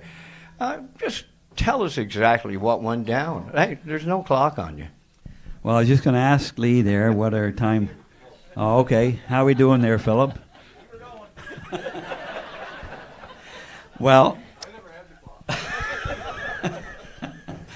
well, that was a very eventful afternoon, to say the least. And a little bit stressful, but I'll try and shorten the story. I think a lot of people know the story. It's been well published out there. But Shadow Play, it was his day, I guess, and it didn't matter if the other guy from Nova Scotia was there or not. He was going to win that day. He won his elimination, and as Nancy was bathing him in the jug barn, he looked a little lame. So as soon as she moved him out, he took a couple of lame steps walking off. So I looked at his foot. It was too early to say exactly what it was, but it looked like he had a foot separation in his, I believe it was left front foot. So I never met the guy. Eric Wilt was the track blacksmith. We've been lifelong friends since then. Got a hold of him. He came over, and he wore aluminum shoes, and that day he wore an aluminum shoe for the final. He wore an aluminum shoe with a pad on, and we just cut the pad off over the affected area. You could tell the area where it was going to be. Couldn't tell exactly what it was going to be till tomorrow, the morning after, when it turned out to be one of the largest abscesses I've ever saw. But anyway, we did that. Dave Miller set the track record in the last elimination. We had the first elimination of 3. We needed all of that time to get that horse ready to race. And Dave, they interviewed him, and he said he came here to drive Shadow Play because he set the track record with Lone Star Legend in the final elimination. So he came over to the jug barn. I was standing there as Eric was putting the shoe on. He just come up beside me, didn't look at me. I didn't look at him. What's going on, Doc? And I said, well, he's a little bit lame, so we're putting this shoe on him. Nothing was said for about 20 seconds. Dave turned around and walked away. Dave Miller's a very good friend of mine now as well. So they were singing the national anthem. We were in a back stall, and Lindsay, my daughter, was looking after him, and we didn't have him ready, actually. And they said, well, we'll give you all the time we got. It's time because they had 5 minutes. Said, no, we'll have him ready. We got him ready. And when they're playing the national anthem, I turned around to Lindsay. I said, bring him out now when nobody was looking. They're all facing the flag, right? So she shook him out. He went like that. And that was it. Never took a lame step till after that race till he got back to the barn like that. That horse had so much courage and desire to race that day. It was unreal. And it certainly impressed me. The track veterinarian, the commission veterinarian, was a young lady.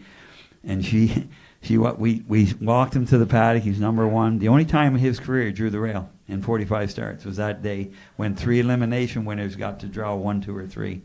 And Dave came over, handed them the lines, and just said, if he takes a lame step, bring him off. And he went out there, came by us. The vet was standing with me with a bow in his neck, and she looked at me and said, he looks pretty good. I said, yeah. So that's how that went in a nutshell, I guess. We got to be getting on that clock now. No, just hang on. I'm having more fun than them. The guys with the watch, are you kidding me? Let's do the 2 cup and saucers. Let's do the paper maker that you win yourself. And tell us how proud you were when 18 did it with Tyler. This banquet's supposed to be over by midnight, right? So. Yeah, you're right. Well, the Gold Cup and Saucer is the hardest race to win in North America, period. It really is. I've been in it so many times, and I never look, but I bet you we got the most wins in the consolations. We won about 5 or 6 of those. So it's a very, very tough race to win on a half-mile track. A lot of guys have tried with a lot of aspirations, and they've never done any good, including myself. 88 was one of those years. The Papermaker was a fantastic horse who came to us on PEI to retire and be a stallion. But because he was lame when we got him. But I started jogging him, and I told Ron McClellan, the owner, that's R.G. McGroup, and on the program. He's from Bathurst, New Brunswick. He's doing pretty good. I think I can qualify him next week. And he hummed and hawed about it, so he did. He won his first 4 races, then he broke a splint bone. He was off again for a few more weeks. But anyway, that was a great night. Track was brutal. 4 races in. I think it was going to be an all-time record on-track wager at the CDP.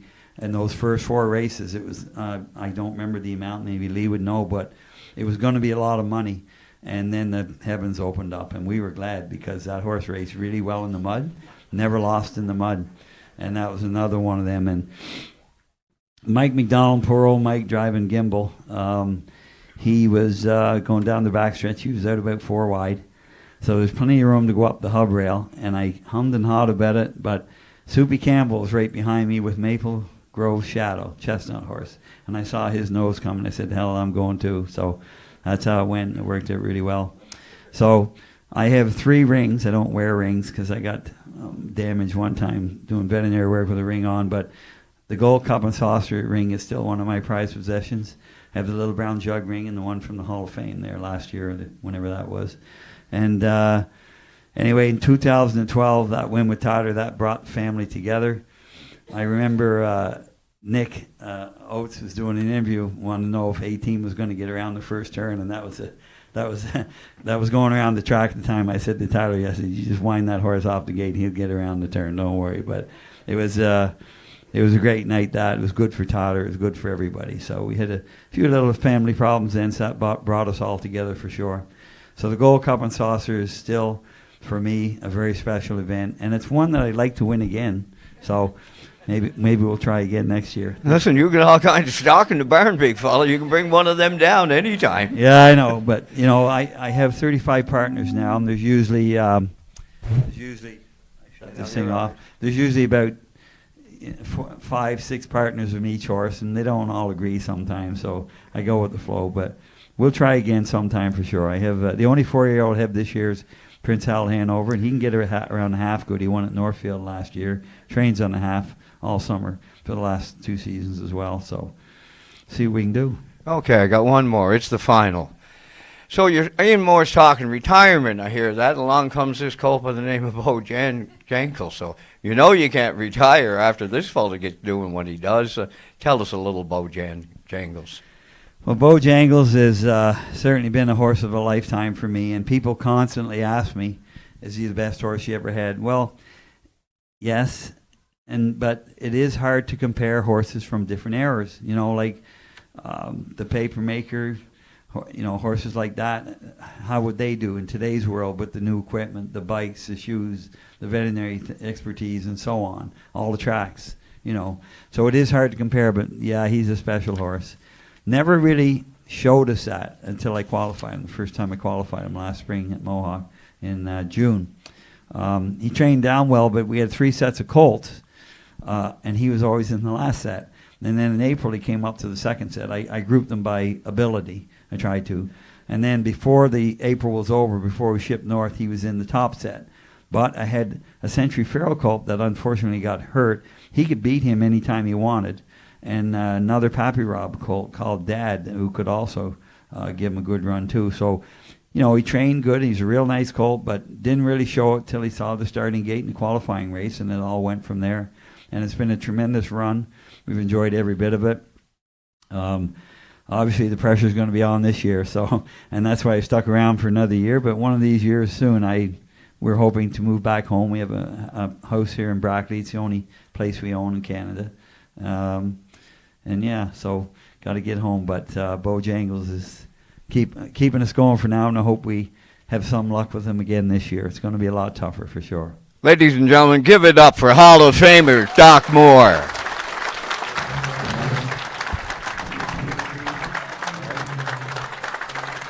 Stay right there. James Thoreau has a gift presentation and a thank you for Moore.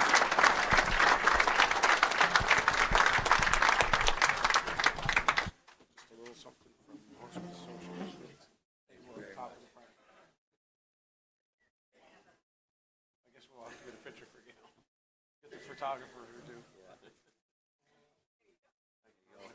I dug a lot of pictures out of the box today. LSJ production. Nothing written on it. I can tell you which horse it is.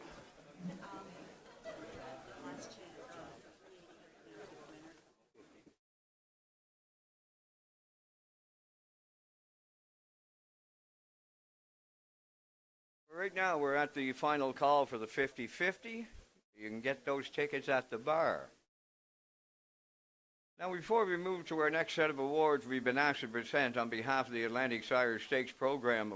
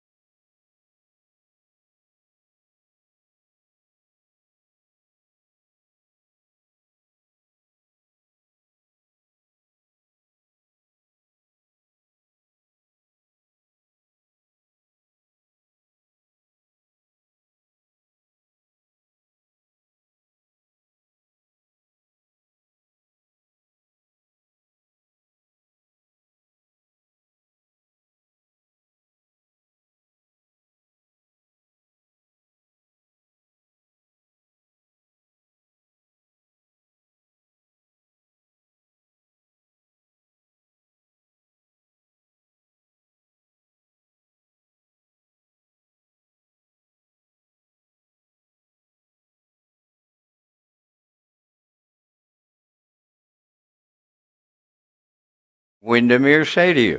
And the 2025 O'Brien Award 2-year-old pacing filly of the year finalist, Windermere Sky, who achieved a perfect record of 12 wins in her rookie season, earning just under $125,000 and equaled the Canadian record for 2-year-old pacing fillies on a half-mile track with that 153-3 in the Atlantic Breeders' Crown. The 2025 PEI Horse Owners Association, along with the Atlantic Classic Sale, Breeder of the Year, Windermere Farms.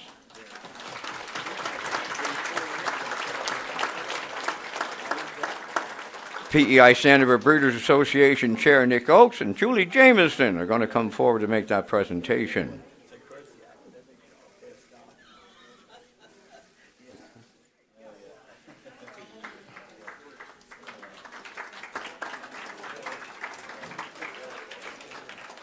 Our next award is the Junior Trainer of the Year Award, sponsored by the Prince County Horsemen's Club. With this award, we are highlighting the dedication and passion of the younger generation in our sport.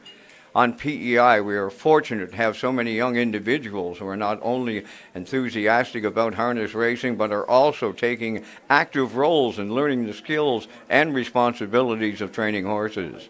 This year, the PEI Standard Horse Owners Association has once again partnered with the Prince County Horsemen's Club to recognize one of these outstanding young trainers. They represent the future of our industry, and their commitment to learning and growing will ensure that our sport continues to thrive. Tonight, we are proud to present the Junior Trainer Award to one of these exceptional young individuals. I asked Dina Clow to come forward to make the presentation to the Junior Trainer of the Year for 2025, and he is Luke Burke.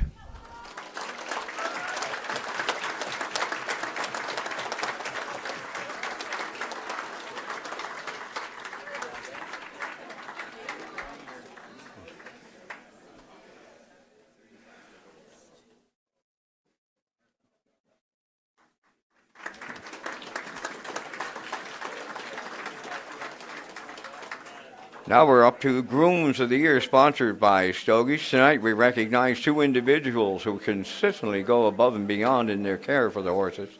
Their work doesn't stop after the races. Long hours, weekends spent jogging horses, mucking stalls, cleaning harnesses are all part of the daily routine. These grooms know their horses inside and out, and the success of those horses is a direct result of hard work and dedication they put in every day.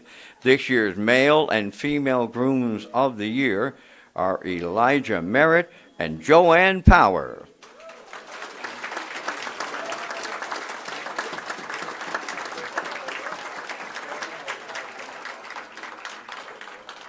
David O'Brien, he's going to make the presentation on behalf of Stogies.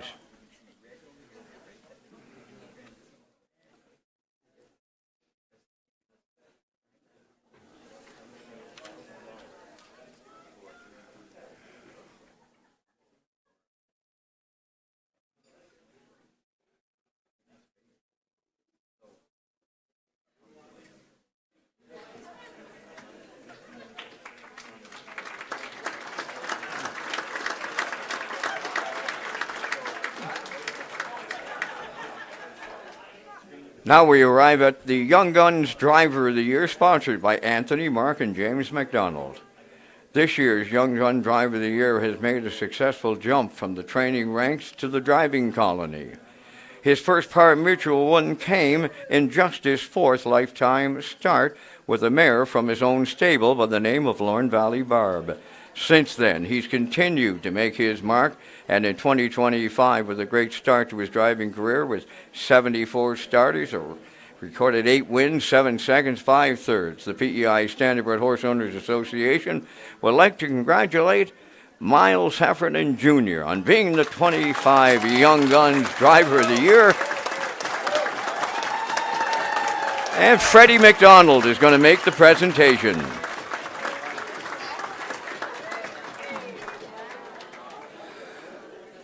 Oh, and he just happens to be a new father, folks. Congratulations.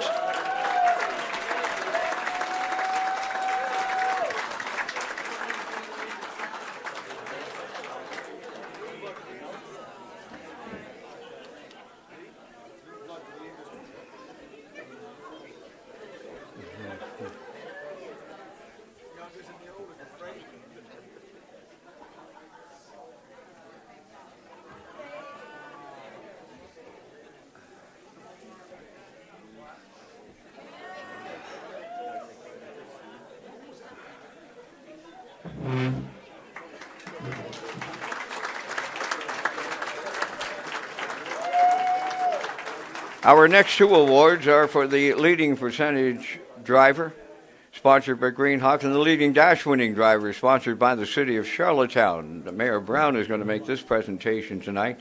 As in recent years, the winner of these prestigious titles comes as no surprise. Mark Campbell capped off his 2025 racing season with an outstanding UDRS of 398, finishing in the top three 564 times out of 958 drives, securing his position as the leading percentage driver.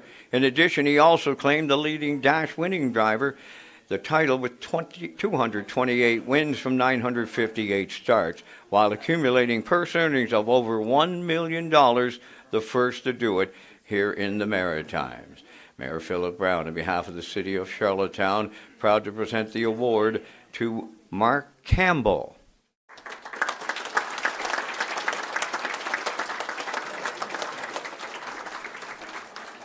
And Mark isn't with us, but son Landon is here to accept.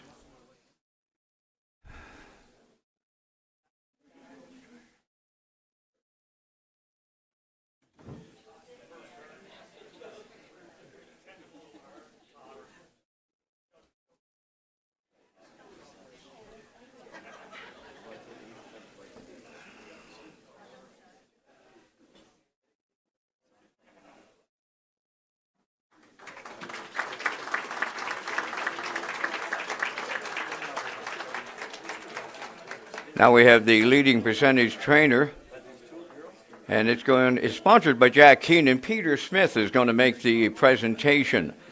This award recognized trainers of a smaller but consistent stable with 29 starts as a trainer during the 2025 racing season. He made it to the top three in 24 times and had an incredible training percentage of .674. Peter Smith is here to present to the legend himself, Bill Lanigan.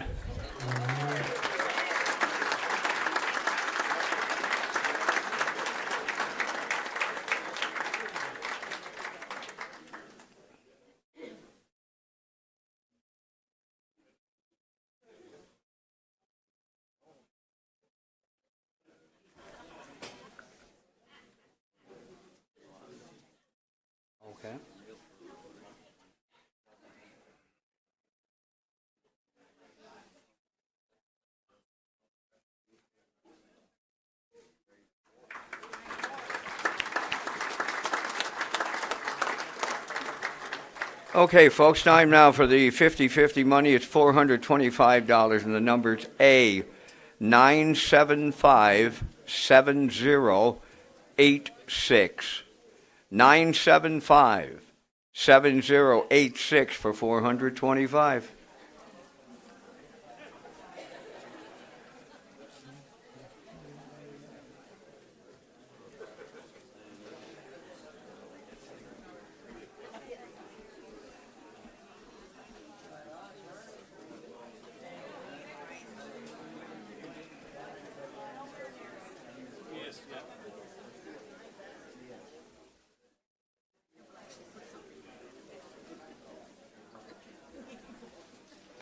Come on now, somebody wants that 425. 975-7086.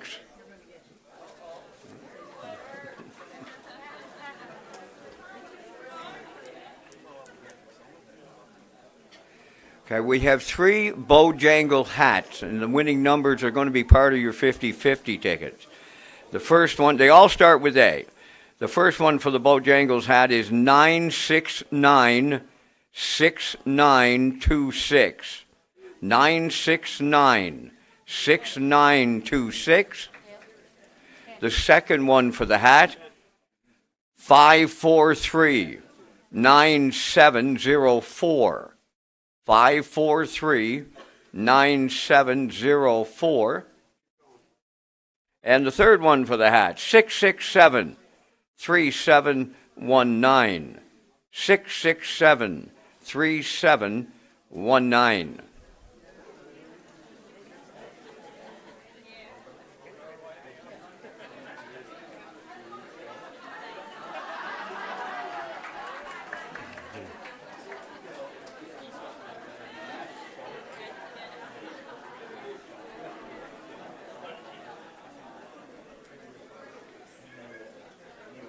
Our next division is the leading percentage trainer, more than 75 starts, sponsored by the local, and Kent McPhee is with us tonight to make the presentation. This award recognizes the leading percentage trainer within the category of more than 75 starts. This year's recipient with a training average of .450 is Chris McKay.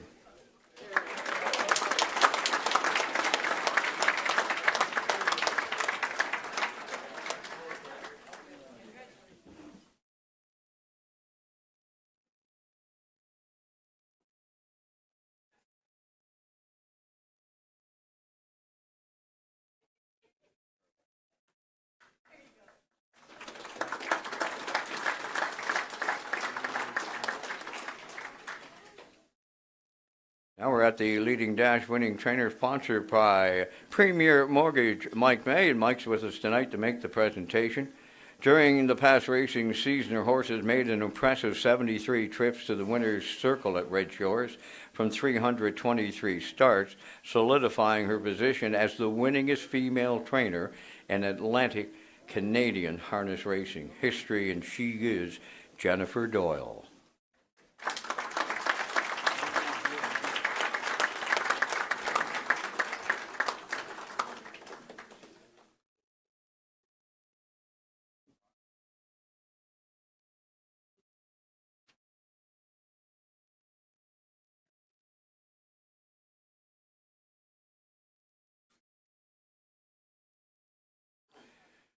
Next up is the Appreciation Award, and it's sponsored by Premier Mortgage, Mike May, and Mike will remain with us for the presentation. At this time, the PEI Standardbred Horse Owners Association would like to recognize an individual who has contributed his time and effort to benefit the industry as a whole. He knows how important the smallest details are, always seem to go above and beyond what is expected to make sure everything he is involved with runs smoothly. Mike May joining us tonight with the presentation, and the Appreciation Award winner is Mike Curry.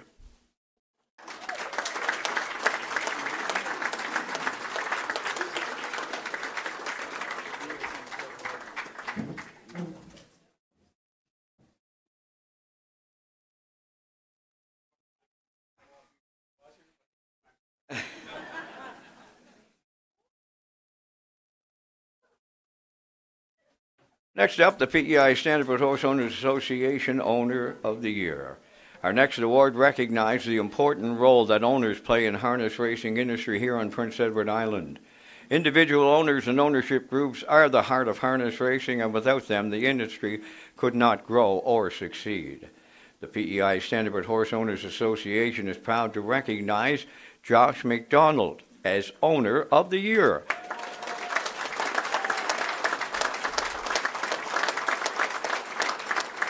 A recognition that reflects both his growth in the industry and his commitment to the sport, the horses, and the community around him. Josh's passion for standardbred racing traces back to his grandfather, Ronald McDonald, whose involvement in the industry and horses such as Grand Prix winners helped spark an early connection that is carried through the generations. From there, Josh continued to expand his stable. His involvement in 2022 yearling sale brought additional purchases, including Redland Peaches and Freaky Fanny, along with a shift toward building ownership groups and creating opportunities for others to get involved. This approach continued in 23 with horses such as Evil Lou and Ocean View Nicky, followed by the Tulsa King.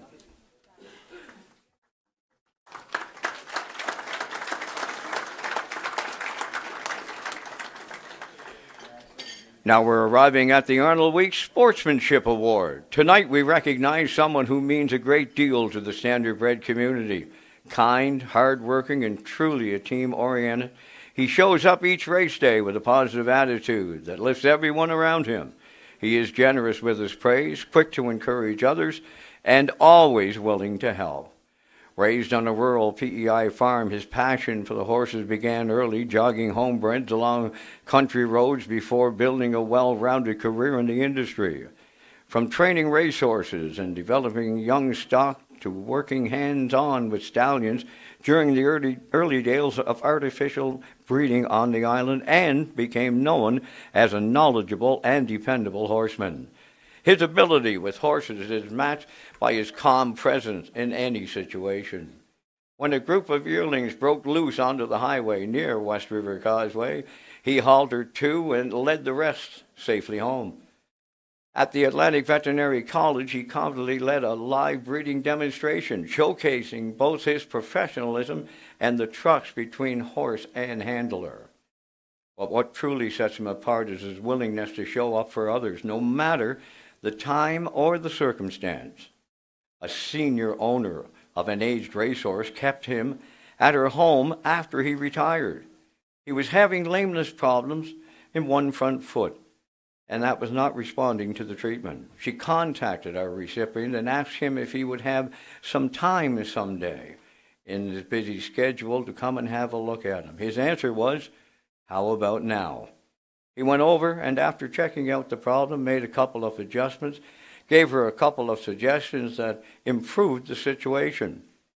She was also thankful for him to come and for helping her horse. He told her he was glad to help. He treats every horse with care, every owner with respect, and never hesitates to lend his time or knowledge. Respected across the industry for both his horsemanship and his character, he represents the very best of what this award stands for. Tonight, we're proud to honor a true sportsman, Donnie McNeil.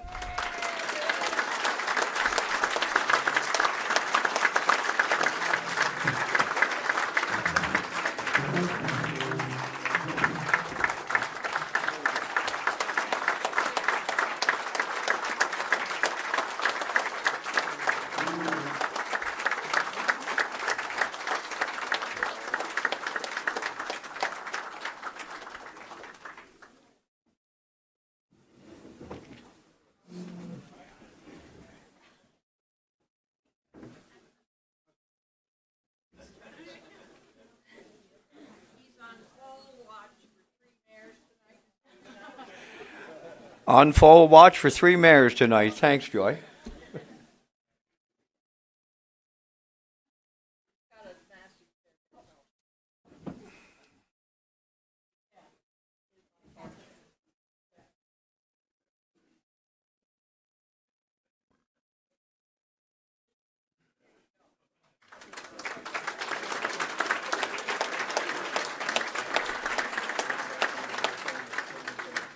Now we're arriving at Horseman of the Year, sponsored by Red Shores. April Myers is joining us tonight. She'll make the presentation. Bill Lanigan's remarkable contributions to the Prince Edward Island harness racing span generations, highlighted by a standout 2025 season that further cemented his legacy in the sport. The veteran horseman from Montague continued to defy age and expectations, campaigning top performers, including exceptional filly Bad Girl Bridget, who dominated her division with 13 wins and 17 starts, and a significant season early. At 94 years young, Lanigan made national headlines by becoming the oldest trainer to win a stakes race in modern Canadian harness racing history, an extraordinary milestone that speaks his enduring horsemanship and passion for the game. A respected owner-trainer, industry figure, he has played a lasting role in shaping island racing. Previously recognized as an island industry builder by the PEI Standardbred Horse Owners Association, Bill Lanigan's dedication, longevity, and continued success make him a truly deserving recipient of Horseman of the Year honors. This honor goes to Bill Lanigan, a pillar of harness racing.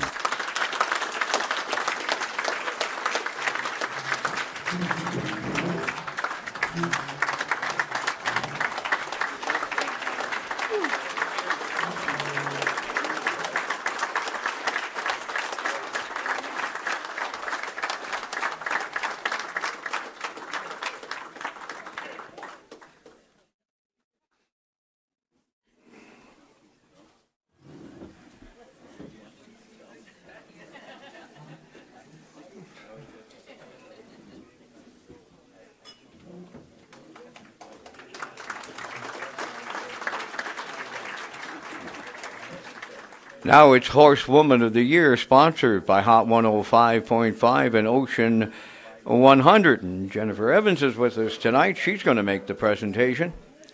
Ashley Gamester put together an exceptional 2025 campaign, firmly establishing herself among the top trainers on Prince Edward Island.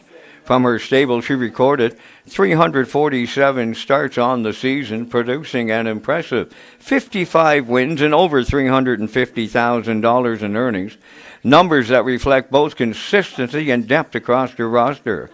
Throughout the year, her horses were competitive at every level, including strong showings in premier events at Red Shore, Charlottetown, such as B2B, placing third in the prestigious Gold Cup and Saucer.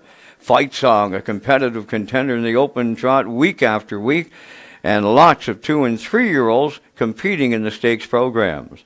With Jason Hughes handling the majority of the driving, Gamester's program emphasizes preparation, durability, and smart placement, key elements behind her sustained success. Her ability to manage a high-volume, high-performing stable while maintaining results week after week speaks to her horsemanship and dedication. Ashley Gamester's 2025 season makes her truly deserving recipient of Horsewoman of the Year honors.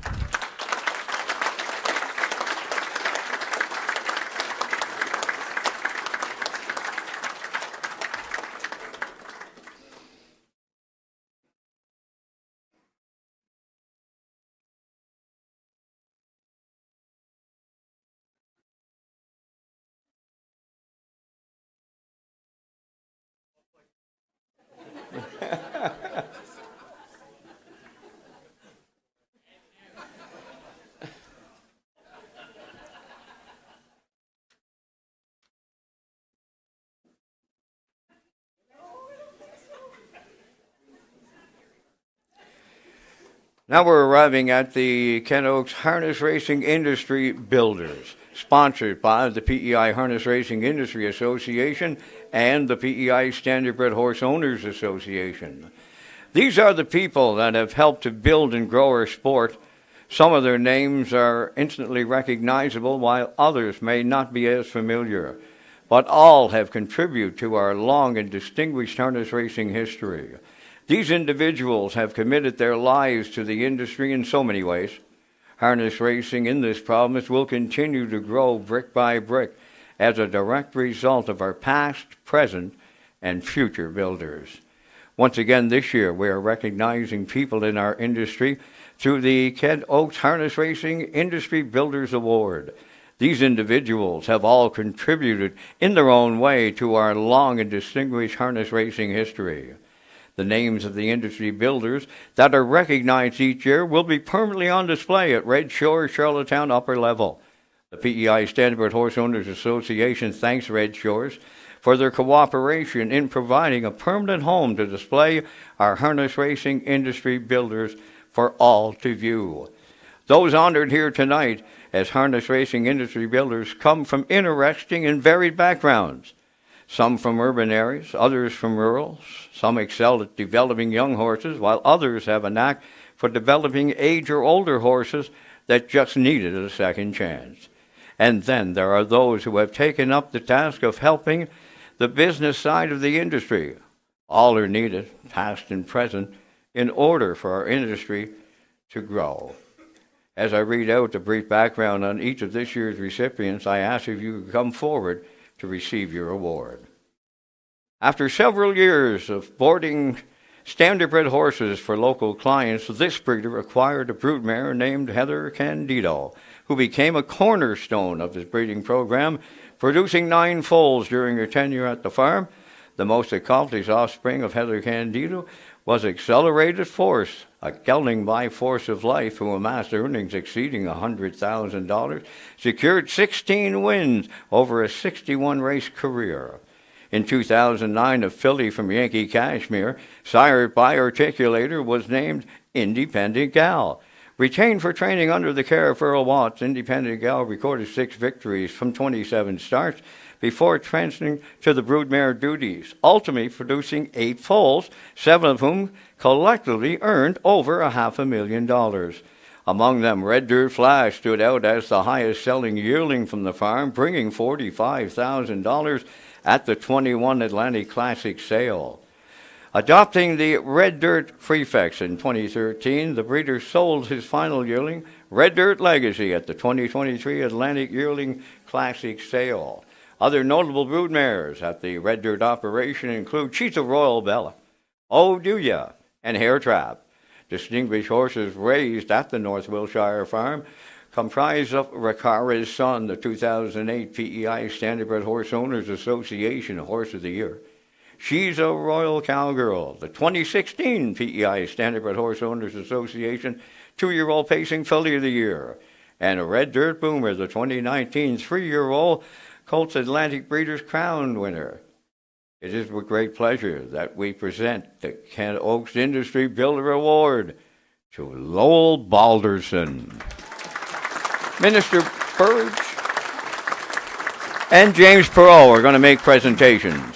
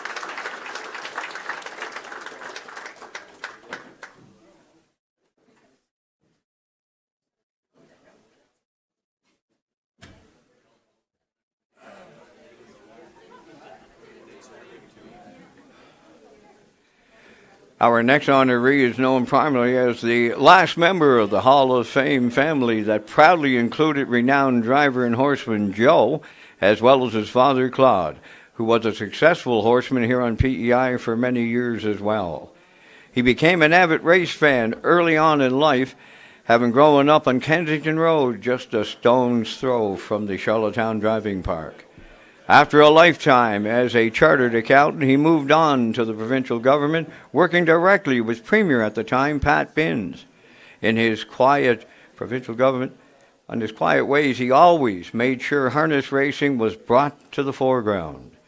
He helped to spearhead the committee along with George Rowley, Mitch Murphy, and Mike Curry that made the joint venture, now Red Shores Charlottetown, as well as Red Shores Summerside, possible. He worked closely with Kent Oaks on numerous industry building projects like bringing the O'Brien Awards to Charlottetown in 2014 and attracting the World Driving Championships here, both huge successes to Red Shores Charlottetown. For those behind-the-scene efforts and his many achievements on behalf of the harness racing game, we are pleased to present the 2025 Kent Oaks Industry Builder Award to Mike O'Brien.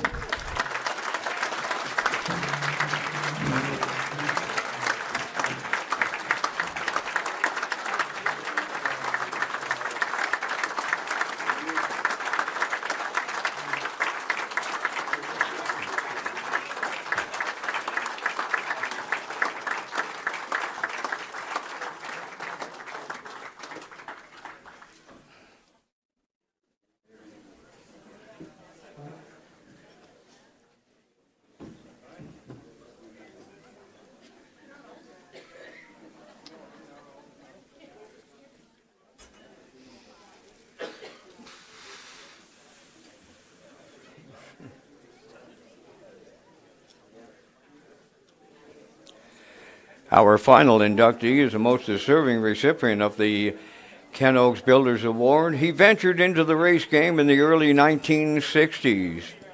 Bought a Dean Gallon trot mare and bred her to Ted Genesee, and that mating resulted in the 1969 two-year-old Atlantic Sire Stakes Trotter of the Year, Centennial Ted. He did it all in developing this colt. He trained him, he drove him occasionally, and his own blacksmith, and of course found breeding to be the most interesting. He bred pacing 1970 standout That's My David, and a long list of stakes standouts that would fill this page. And let's not forget, he bred and owned two-year-old pacing colt Heart and Soul, two-year-old 2016 track record holder for driver Walter Chevry and Claire McDonald at both Summerside and Charlottetown, plus he owned the outstanding trotter Up Hellia, $155 and now $400,000 in prize money with Claire driving. As a breeder, he has had a number of outstanding stallions led by the great Knightley Blue Chip, Armbro Link, Sample Fella, and Largo. These stallions have contributed to the great success of the Atlantic Sire Stakes program. He has given back to the industry, too, various roles with Summerside Horsemen's Association, a member of numerous yearling sales committee, a director of Standard Break Canada, former chairman of the Maritime Harness Racing Commission, and a key figure in the group that made Red Shores Casino and Racetrack venture a reality. In recognition of his many contributions and continued support of harness racing, the PEI Standardbred Horse Owners Association is pleased to present the 2025 Ken Oaks Industry Builder Award to George Riley.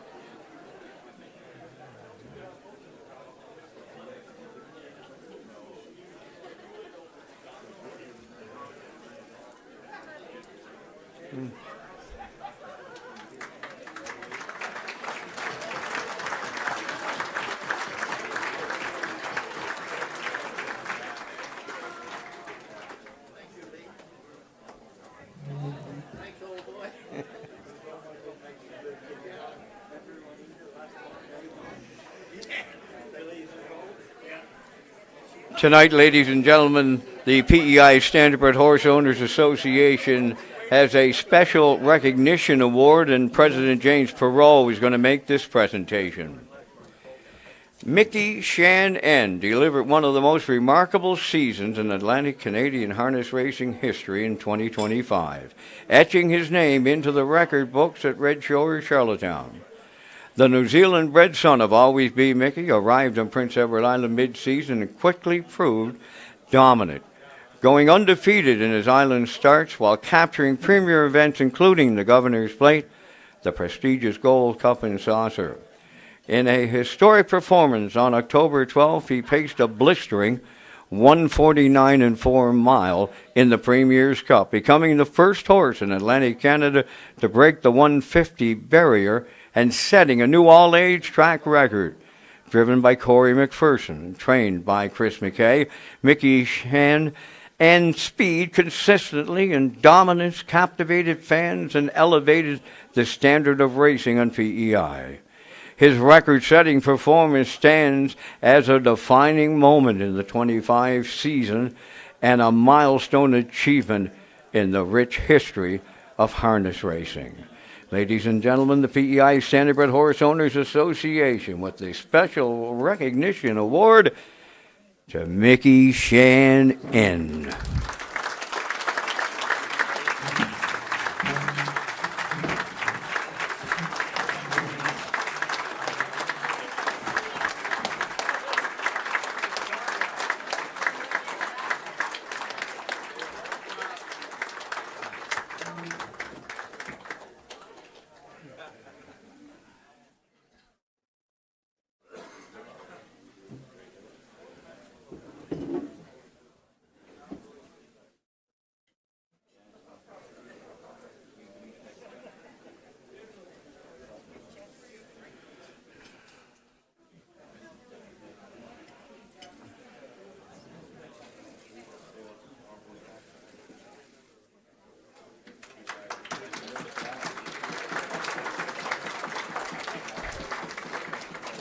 That, ladies and gentlemen, concludes our award banquet. Thank you for joining us here this evening. Be sure to drop into the dance downstairs in the ballroom as the fun continues. Good luck with your 26 racing season.